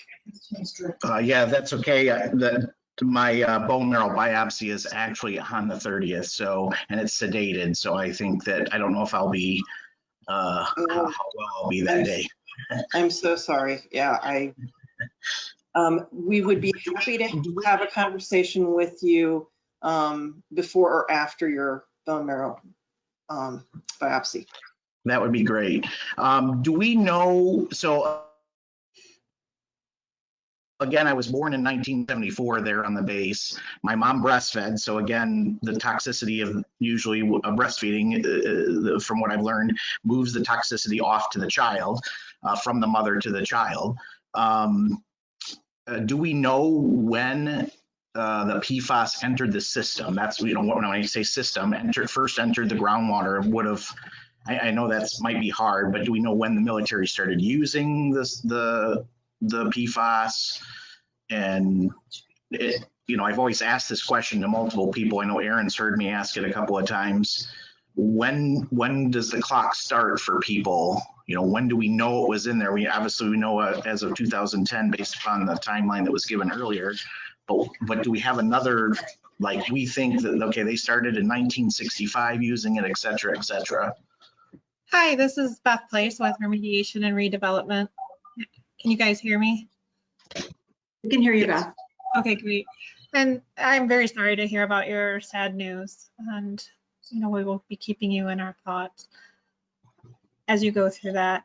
Thank you. You're welcome. DOD began to use PFAS compounds in near, it's 1970 or 1971. I was trying to look through some historical documents while we were discussing some other topics to get the exact date, but I can definitely get back to you on the exact date when PFAS was used at Wurtsmith.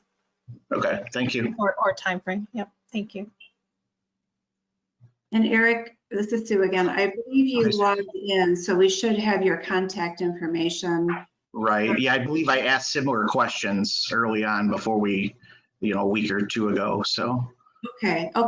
Let us get back with you with those dates, and then if I can get you information on, I know the listening sessions are not a good day for you to attend, but we can keep you in the loop on future activities, and then also let you know the results of the listening sessions, just so we can stay in touch and keep you informed, okay? Yes, that would be great. Okay, thank you. Thank you. Les, next question.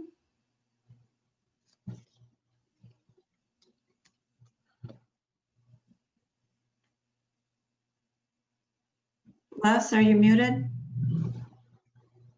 Yes, I am. Sorry about that. I'm going to go back to the question box. Question concerning, I think this is when Jeremiah was giving his presentation on the conceptual site model. I believe that's when that occurred. The question is, which lakes did you take samples from in Oscoda? This is right around the time of the conceptual site model presentation. Yeah, this is Jeremiah. So definitely from the Sable River, from Van Etten Lake. I mean, there's also samples taken from Cedar Lake, and I think some of those smaller, I don't know if they even have, I'm not sure the names, the ones just south of there. There's a couple like ponds or lakes that are just south of Cedar Lake. And then a lot of the lakes that are in the kind of the Clarkson Marsh area. I'm not much familiar with all the names of all of them. So yes, that's pretty much the extent of it. I'm not sure if there's any more specifics that you wanted. Okay. All right. Thanks, Jeremiah. Sue. Deb McKenzie Taylor has some information she would like to share concerning fish consumption advisory screening levels. Yeah, go ahead. I can circle back to that question. So for the fish consumption screening levels, we have multiple meal categories ranging from 16 meals per month to 6 meals per year. And those concentration ranges are from less than 9 nanograms per gram. And then the question, I think the original question was, what is the meal, what is the category below do not eat? We normally do have a limited, there is not a limited for this one because we were being fairly conservative on this. And our 6 meals per year category is from 150 nanograms per gram to 300 nanograms per gram, the do not eat category. And can I add that when we're talking about meal size or serving size, that's about an 8-ounce portion for a 180-pound adult, and about half of that for a child. When we say limited, limited means for the most sensitive populations, that would be children, pregnant women, breastfeeding women. If a fish has a limited guideline, that means it's, we still recommend that the sensitive population doesn't eat those fish at all. And if you're not part of that group, then eating that fish a couple of times per year would be okay. So it's still pretty restrictive. Okay. Thank you. All right, thank you, everyone. A sampling question, deer sampling. Is there going to be an additional deer sampling in the area?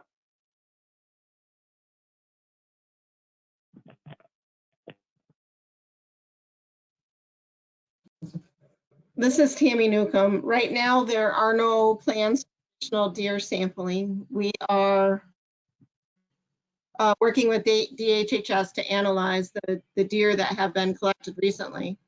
What I will say is that we have collected deer from throughout the state in addition, and so there were 40 some deer taken from multiple counties throughout the state that were tested randomly, their muscle tissue. And then we took 20 deer from each area that at the time was known to have high surface water concentration, and particularly PFAS. So we took deer from Grayling, Northern Kent County, Alpena, Oscoda, and then later on when Norton Creek was have very high levels. Norton Creek's down in the Huron River watershed. We also went in there and took 20 deer there. The only place in the state where PFAS came back of concern in the muscle, and actually it was just a handful where there were very, very low levels of PFOS in the muscle. When I say low, I mean 1 to less than 1 part per billion. But the only place that we had the concern was in the Clark's Marsh deer. So that's why at this time, DHHS, DNR, Eagle are just looking to finish up this work in Oscoda. And unless there's another area that pops with very high surface water levels, it's most likely that this might be the end for the deer question for us. But we have to wait and see what these additional samples tell us. Okay. All right. Thank you. Hey, Tammy, I have one more question related to that. During your presentation, you talked about the lab testing, and there's a question from an attendee about what is the testing lab time? So testing lab time for the bovine tuberculosis, I'm going to interpret the question to mean just sort of how much time is it going to take. So if once the bovine tuberculosis and the chronic wasting disease tests can get in the queue, and again, I'm having to look for alternate laboratory right now, that usually can take about a week. And then the PFAS testing themselves with the number of deer that we have, the lab has advised us it will take about a month to turn those around. And they looked at their schedule and thought they could accommodate these deer in the month of August. Okay. All right. Thank you. All right, I'm going to switch back to the raised hands, and I appreciate everyone's patience. There are several questions that come in the box, and there are folks who have raised hands. I do see you, and I am alternating back and forth. So I would ask that people please be patient as I work this process. The next raised hand is Martha G.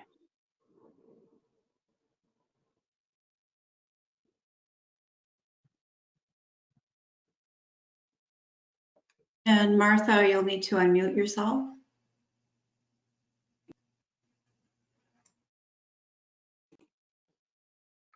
Hello? There you are, Martha. Thank you. Sorry, I was clicking it, but it wasn't going off. I don't know what the problem. Okay, thank you. My name is Martha Gottlieb, and I've been a longtime resident of Oscoda, Michigan. And I just wanted to comment that I support Kathy Woosterbar 100% in testing the Lake Huron foam for several reasons, actually, because I was the one who sent the pictures of the foam. We just saw it a couple days ago. And it's for safety reasons, number one. A lot of people don't realize that this foam is in Lake Huron. So for safety reasons, we have children playing on the beach. People walk the beach. There's families. And they need to be aware to not touch that foam. And we need to know how many parts per billion that is in that foam. If it's similar to Van Etten Lake, and people hear that foam is in Lake Huron, we're going to get a lot more awareness on this topic.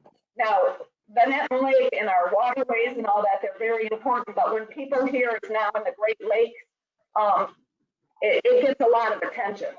So another reason we absolutely need this foam tested. I'll do whatever it takes. If you need me to bottle up the foam and drive it somewhere, I'll do it. So, thank you. Thank you, Martha, for sharing that concern.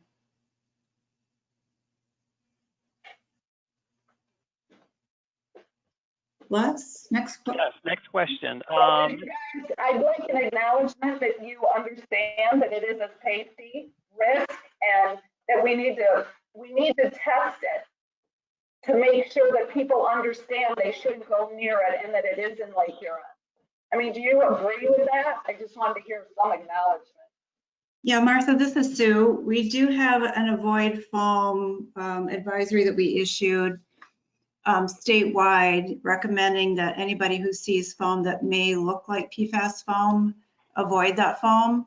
But we have heard your concerns about testing foam from Lake Huron. Several of you have shared that concern, and I understand that you do have great concern about people using those water bodies and being in that foam. So yeah, thank you for sharing your concern as well.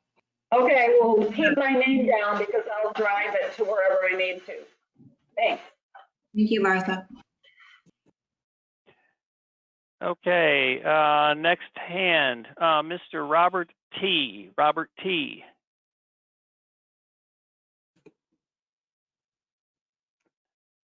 Can you hear me now? Yes. Yes. Thank you. This is Robert Tasher. I have a question. During the presentation, you showed slides that recorded high levels of PFAS contamination in the groundwater entering Van Etten Lake at the old Air Force Beach. Yet no action has been taken against the source of that contamination. I was wondering why, and what makes it different here than, say, in Parchment or anywhere else in the state?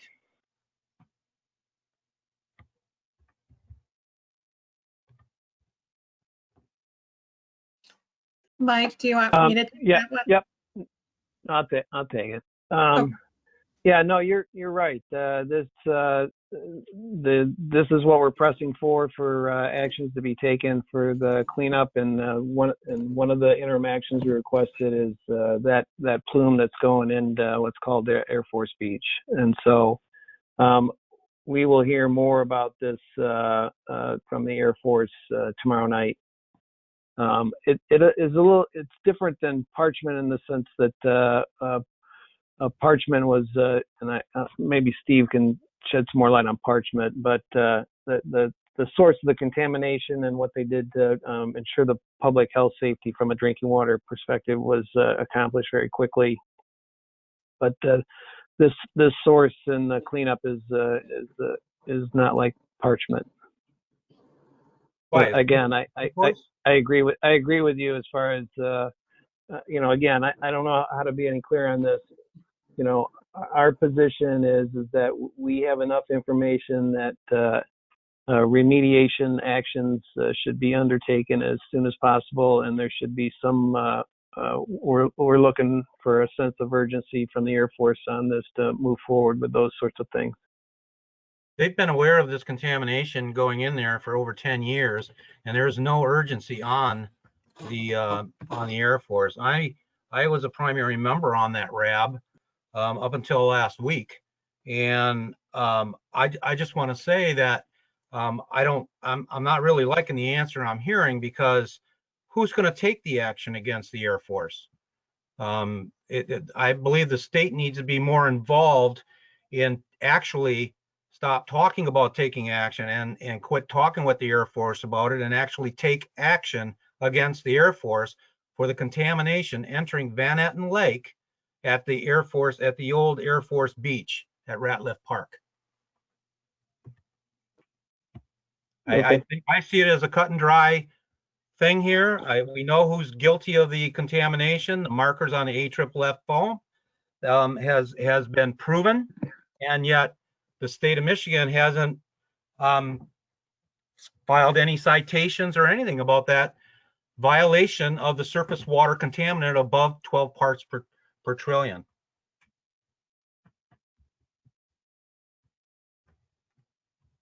I don't disagree with you, Aaron. I mean, I don't know what you want me to say. Robert. Wasn't that Aaron that got on? I'm sorry. That's Robert. Yeah. Oh, I'm sorry, Robert. So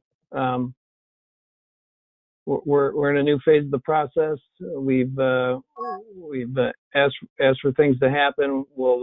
We have some mechanisms for disputes, and ultimately, there's other actions that people may or may not be willing to take to force the Air Force's hand. So we'll see what happens. Well, who are those people? Who are the people that are taking action? I'm sorry? Who are the people that are not taking action? Well, the next thing to do would be to sue the Air Force. If I mean, that would be the next question. And who would do that? Dana Nessel with the Attorney General's office? Yeah. So how do we start that process?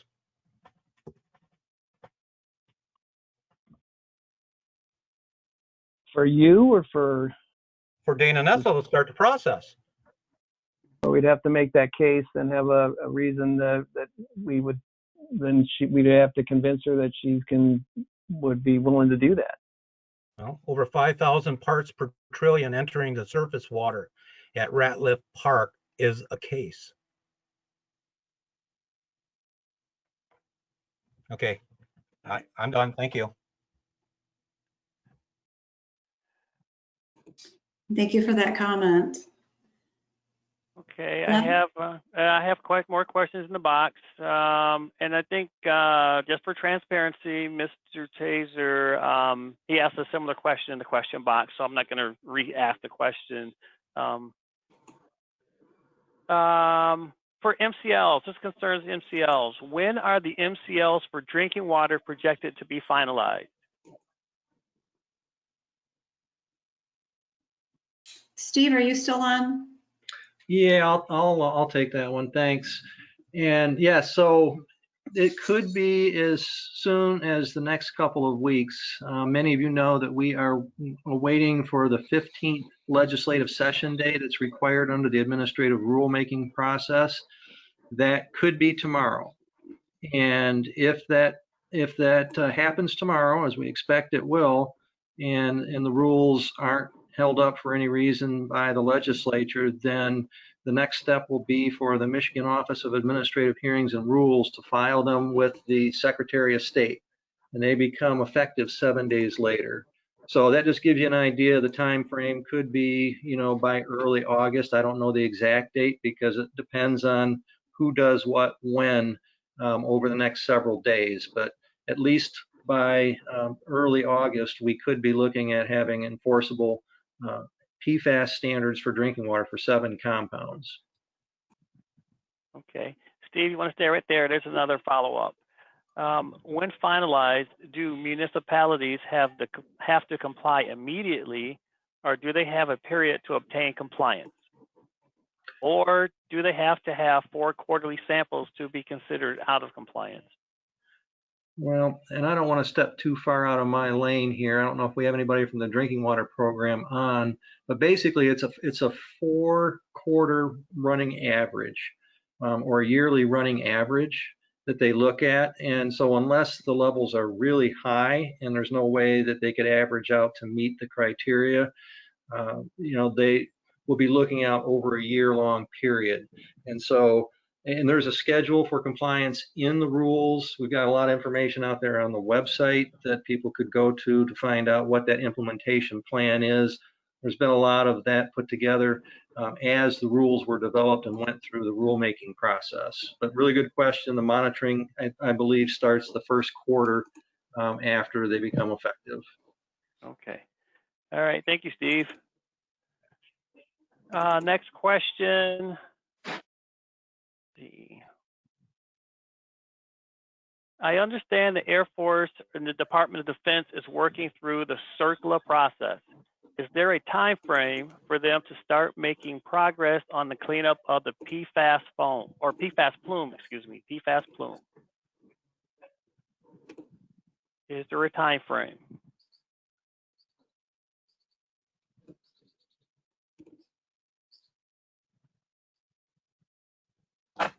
Mike, is that you again? Sure, I'll read that again. I understand that the Air Force and the Department of Defense are working through the CERCLA process. Is there a time frame for the Air Force to start making progress on the cleanup of PFAS plume? Beth or Mike? Yeah, I'll take that.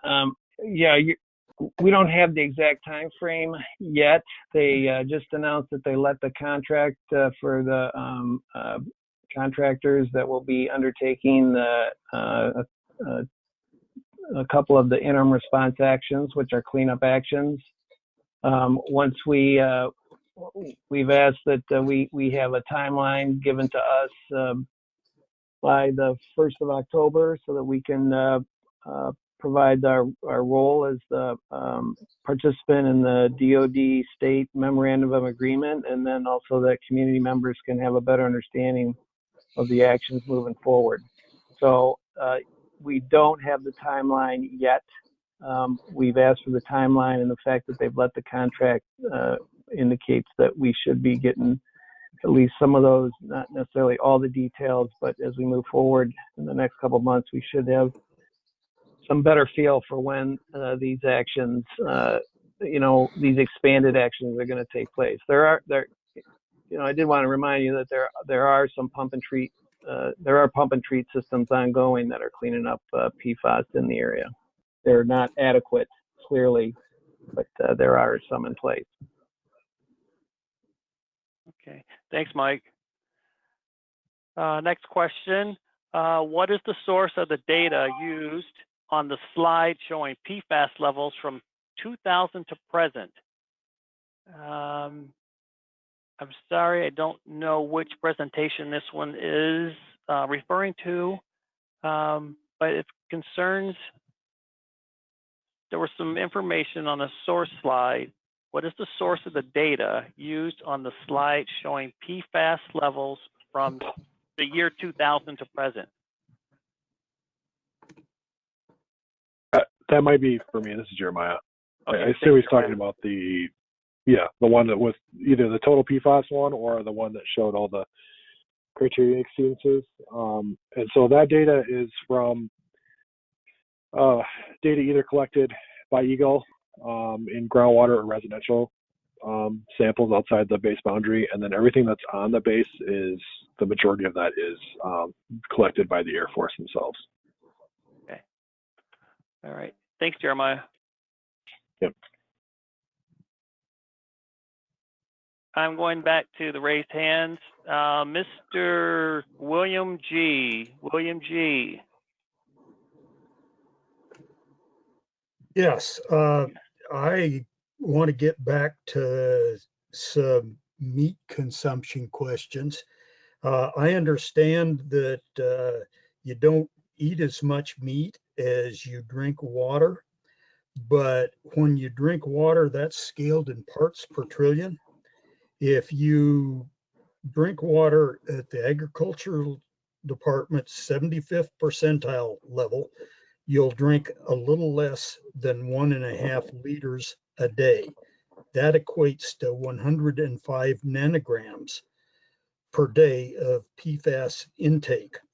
If you have 1 8-ounce meal of deer at 200, or fish at 250 parts per billion, that would equate to the amount of water you'd have to drink in a year and 120 days. That means that for your 6 meals per year at 250 nanograms, you would get 9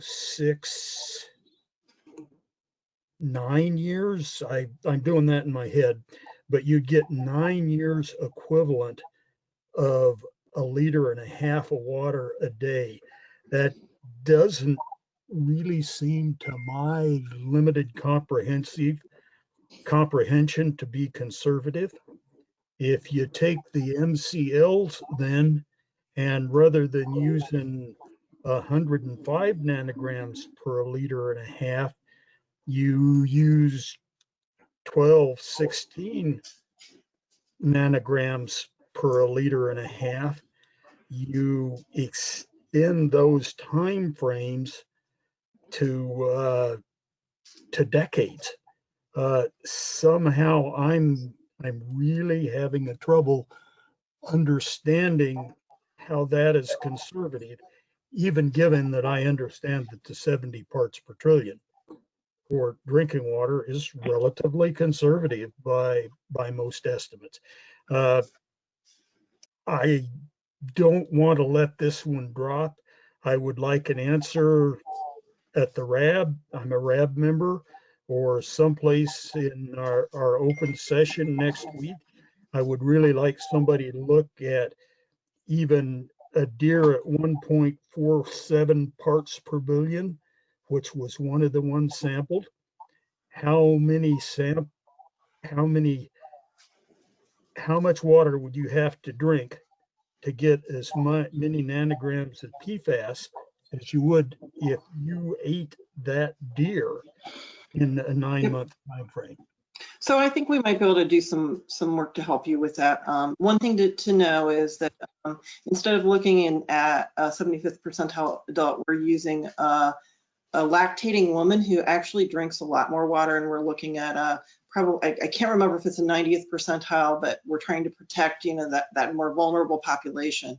And they're going to eat, like, I think based on data that was collected, and I'm trying to remember, I can't remember if it's NHANES data, but there's something called Exposure Factors Handbook, where they collect all of the information available on what kind of consumption rates there are. And for a lactating woman, I believe that the consumption rate that's used in these drinking water calculations is 3.3 liters per day, just because they need to drink more water because of the fact that they're lactating. Pregnant women also drink more water than most people as well. So we're protecting that vulnerable population rather than 75th percentile adult. So that's part of the difference, but I think we could also, if you want to send either me or Puneet your calculations, we can try to work with you in trying to understand that difference, if that would help. Well, I will get an email off to you with some of my calculations, and and let you know where I am on that. But and I really have been struggling to gather data from the websites, both on what the criteria are at the various consumption levels. And I just went off the USDA website for I understand. the water consumption. So yeah, I really would like to understand that.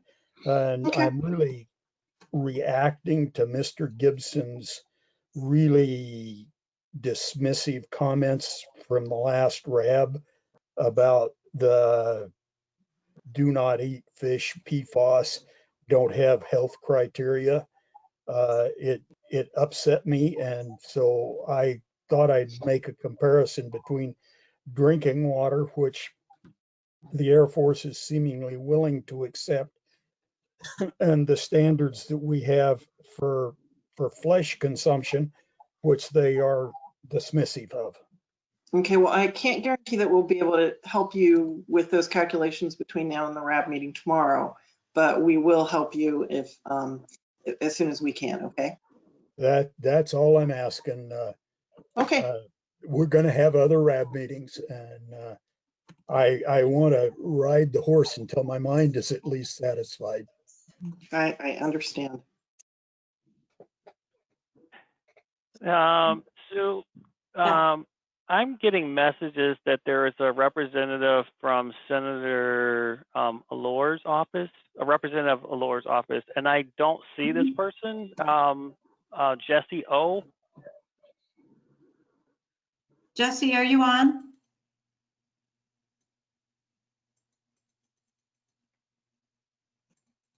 I am not seeing. I don't see anyone by that name in the list of attendees. Okay. Do we have more questions? I just want to. Yes, we do. I've got to move on here. I'm getting behind here. 8:30, we're going to wrap this up by 9. So we'll take a few more questions, then we have a couple of other items just to wrap up. So keep going. Okay. Remediation interim actions at Wurtsmith will be briefly presented by Air Force and Eagle at quarterly RAB meeting tomorrow night, Wednesday, tomorrow night from 5 to 8 p.m. Over 1 hour public comment session available on same virtual meeting go-to meeting format used tonight. See pre-registration link in the Oscoda Press July 8th notice and now Facebook post. Event post. That was just an announcement. Thank you. You're welcome. Question: do the PFAS detections northeast of Van Etten Lake match the AFFF signature?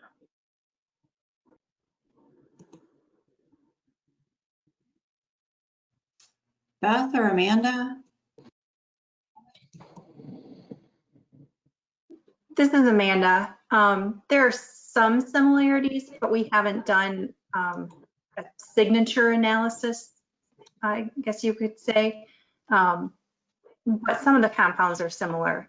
But this is Mike. The major difference between foam that is from Van Etten Lake and foam from Cedar Lake is that I think that's a groundwater question, Mike. What? Wasn't this a groundwater question? I thought it was a foam question.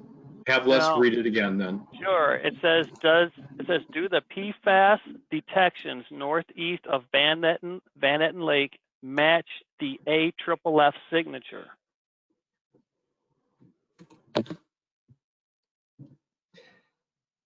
No, they do not match. There is a significant difference in that Van Etten Lake has perfluorohexane sulfonate in it, in the surface water and in the foam, and it does not have that compound in Cedar Lake. There are other compounds that are different between the two lakes.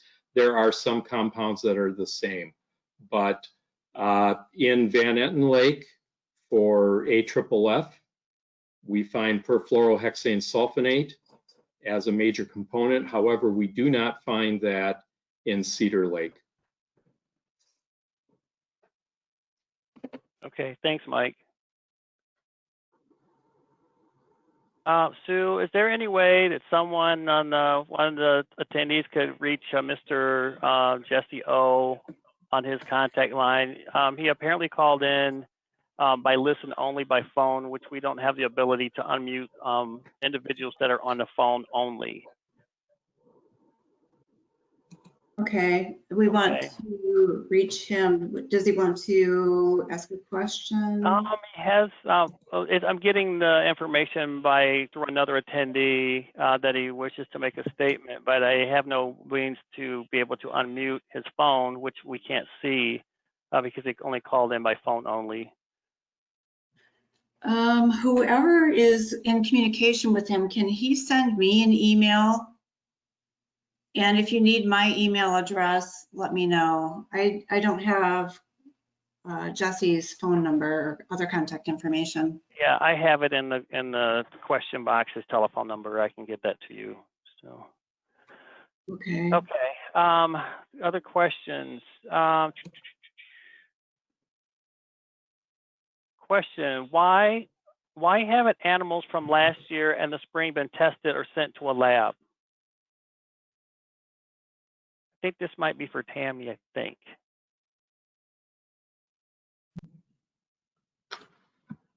Yeah, I'll take that one. My name is Brandon Armstrong. I'm an aquatic biologist with Eagles Water Resources Division. I'm assuming these are for the fish samples that we had collected in 2019. Those samples have been processed and been sent to the lab. We're just waiting for the lab to process those. And so we're waiting on that data. And then the 2020 samples, some of the samples have been processed and sent to the lab, with the exception of Van Etten. Those are still in our freezer waiting for us to process. Okay, thank you. Thank you, Brandon. That was, Brandon, that was for fish? I'm assuming that question was for fish. The question said animals, but I appreciate the answer. It does say animals. So the deer, again, the deer samples they came in. Actually, what happened was we were shut down, and APHIS, who was collecting the deer, was shut down as we were collecting deer out of Clark's Marsh. APHIS was able to get special permission to be in the field and do field work during the COVID restrictions, the stay-at-home restrictions. And so we did finish up the sampling of the deer. However, our laboratories have been shut down as a result of the COVID restrictions. So it's not as simple as just sending them off somewhere. It's the labs that can do the CWD and bovine TB testing are very specific. And our lab itself has been closed because of COVID. Okay, thank you, Tammy. Next question, foam on Lake Huron issue, which has come up a couple of times tonight. The Department of Defense has sampled surface water foam at Van Etten Lake and across the U.S. in 2018 and 19. Has Eagle or MPART asked the Air Force or the Department of Defense if they sample Lake Huron foam, and what are the concentrations?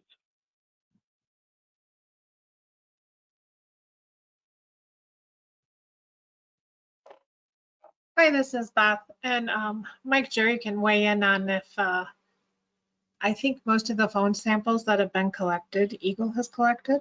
Is that correct, Mike?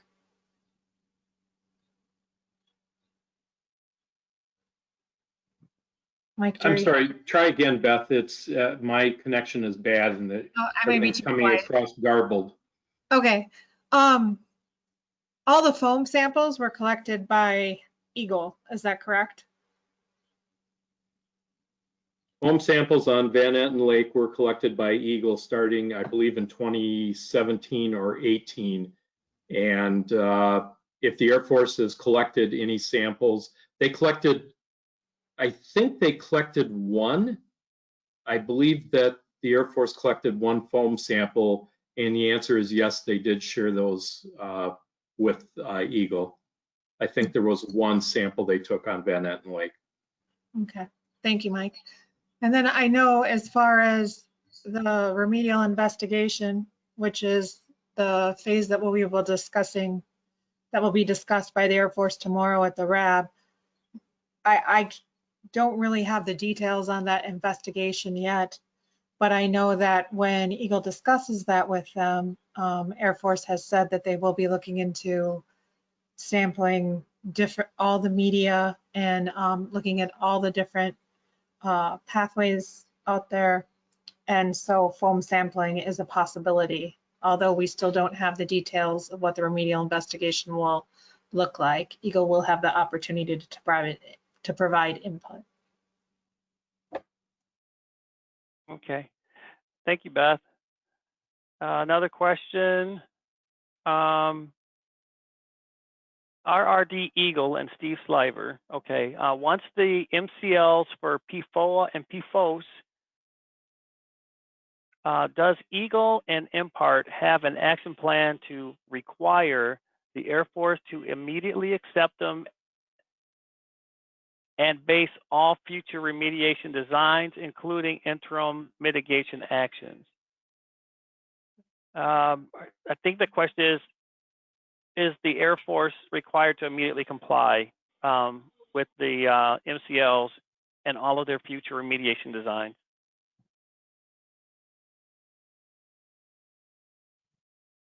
Well, this is Steve, and I'll just jump in here that, we've been pretty clear when it comes to drinking water that, our expectation is that the Air Force will recognize state drinking water standards and to where those might impact mitigation measures on private wells or trying to address PFAS contamination plumes so that they're not exceeded from an exposure perspective. And so, I mean, we've been pretty public about that over the past year since this process began. I'd have to turn it over to Mike and Beth and others as far as, what the conversations have been specific with any plans. I mean, the standards don't actually exist yet. And from a cleanup perspective, it would be PFOA and PFOS that would be impacted right away. All right, thanks, Steve. Beth, did you want to add anything to that yet? Sure. I can add that when we have the remedial investigation discussions, we will also be discussing what we call ARARs, which is how the federal government would recognize state standards and regulations. And so that's really not solidified until we get to the remedial action or the record as decision phase. And I know this probably sounds like jargon, but it's really not solidified until later down the road. But we do talk about ARARs and state standards in the remedial investigation phase because it's important that we design the investigation in order to meet those standards. So if we're defining how far the contamination is gone, what numbers are we using to measure that? So those talks will be forthcoming. Okay. All right, thanks. Question, how far is the groundwater in the southeast side of Van Etten Lake? Is the surface water contaminating the groundwater? So this is Jeremiah. Thanks, Jeremiah. Like I said, kind of at the end of that presentation, there's three different possibilities. One was that groundwater along the southeastern shoreline of Van Etten was from upgradient sources that are undetermined at this moment. It could be from the other option was that the discharging contaminated groundwater from the base is entering the surface water, impacting the surface water, and then there's an interaction now at the southeastern end that could be potentially impacting those wells, or it's a combination of both.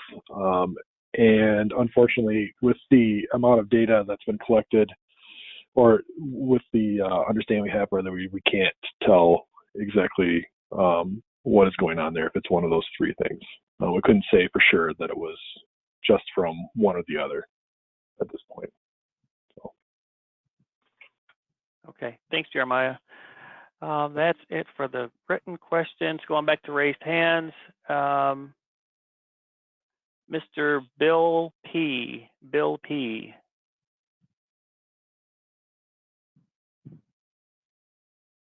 Yes. Bill? Yeah, Yes. okay, you have the floor. Okay, this is Bill Palmer. I'm an Oscoda Township trustee. I have a question for Mike Neller regarding his letter dated 16 July 2020 relating to the dispute resolutions. There were 7 items that were in dispute. His letter provides concurrence that all stated issues have been resolved. Eagle does this with some trepidation.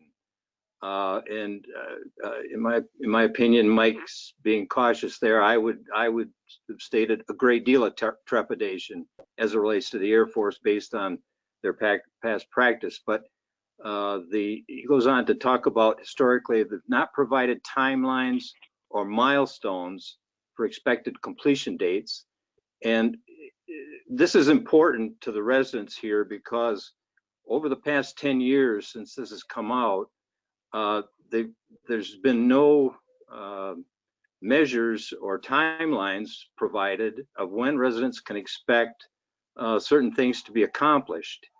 And the letter goes on to say, we request this be fulfilled no later than September 30th, 2020.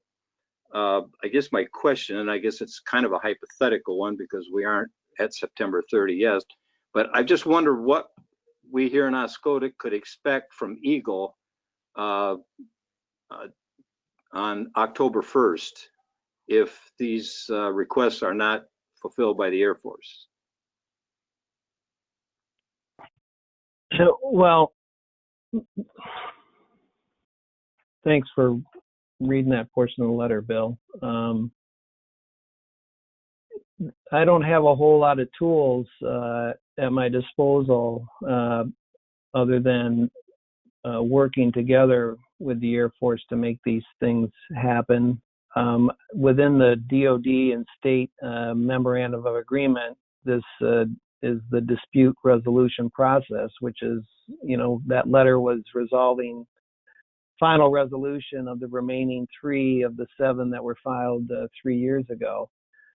So, I mean, the way that process works is it's intended to, on some sort of operational issue, if there's a difference of opinion or what should happen as far as what's going on and what the Air Force is doing and how they're communicating or conducting themselves in coordination with the members of the RAB and the state, then you can try and work it out and get to that point, or you can file a dispute. And then this goes back to the earlier question. The way that's designed to work is it can escalate, and depending upon the nature of the dispute, ultimately the last thing would go to the governor or the attorney general to take legal action against the Air Force.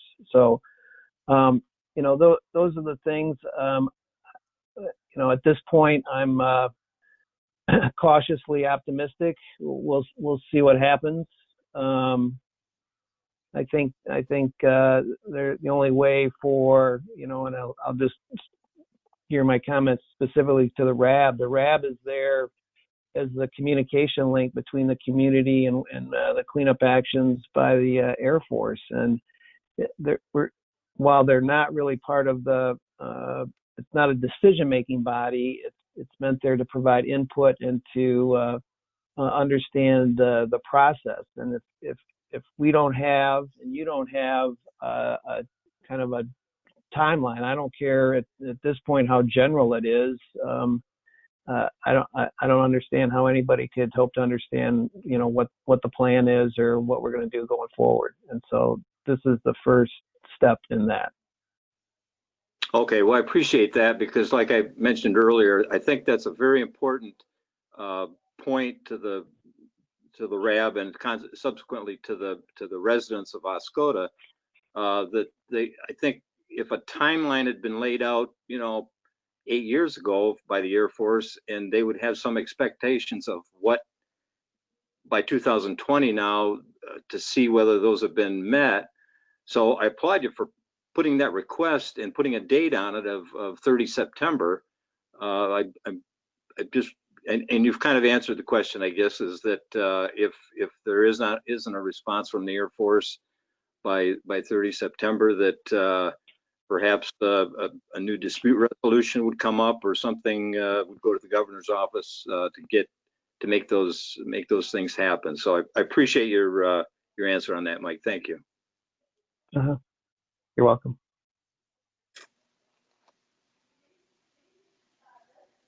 Les, we only have a few minutes left. I know there's a RAB meeting tomorrow night. Some of these questions could be posed tomorrow night to Eagle or to the Air Force. Do we have many questions left? There is none written. There's 2 hands raised. Both have spoken previously, but I can we can check to see if they had additional questions. So. Okay, and I did try to call Jesse Osmer, but I didn't get an answer. Okay, I sent the contact information over to Deb also, and the message I also see from Aaron is that he is going to reach out to MDHHS tomorrow. Okay. All right, let's take a couple more questions and then we'll have to wrap it up. Okay.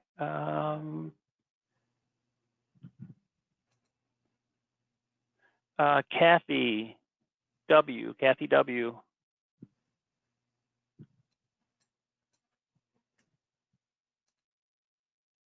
Hey there, I think that I just didn't recognize the lower your hand option, so I've had my hand raised the entire time, which I appreciate, Les, that you've acknowledged my request to have Jesse included in the comments.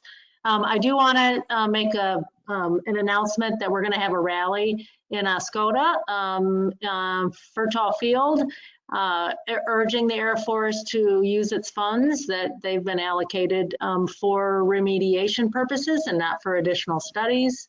We, of course, want to see the state of Michigan partner with us on urging the Air Force for these efforts also. So thank you for holding this meeting. We appreciate it. Thank you, Kathy. You're always helpful in us moving forward with these kinds of activities. I have no more questions. No more questions. All right. Thank you, everybody, for all those questions and comments. So I did have a reminder of the RAB meeting as well, but you've probably given better information than I have, Kathy, on how to attend. The information is also available on the PFAS response webpage on the Wurtsmith section. Oops, sorry. And now I'm really going backwards here.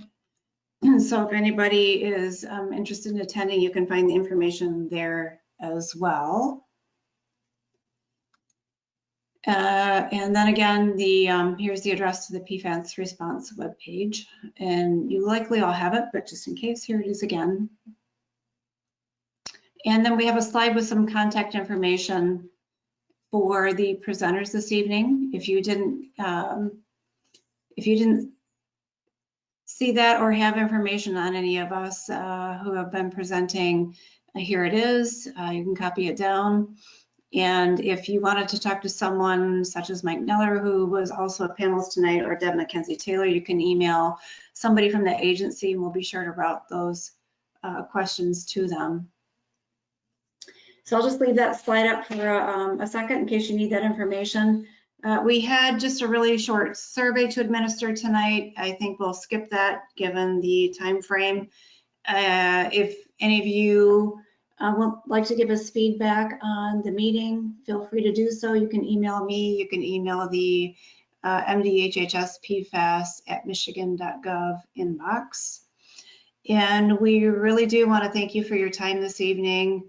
We know this has been a really long journey for you, and we certainly appreciate your time and your commitment to your community. We want you to be safe and be well. Thanks again.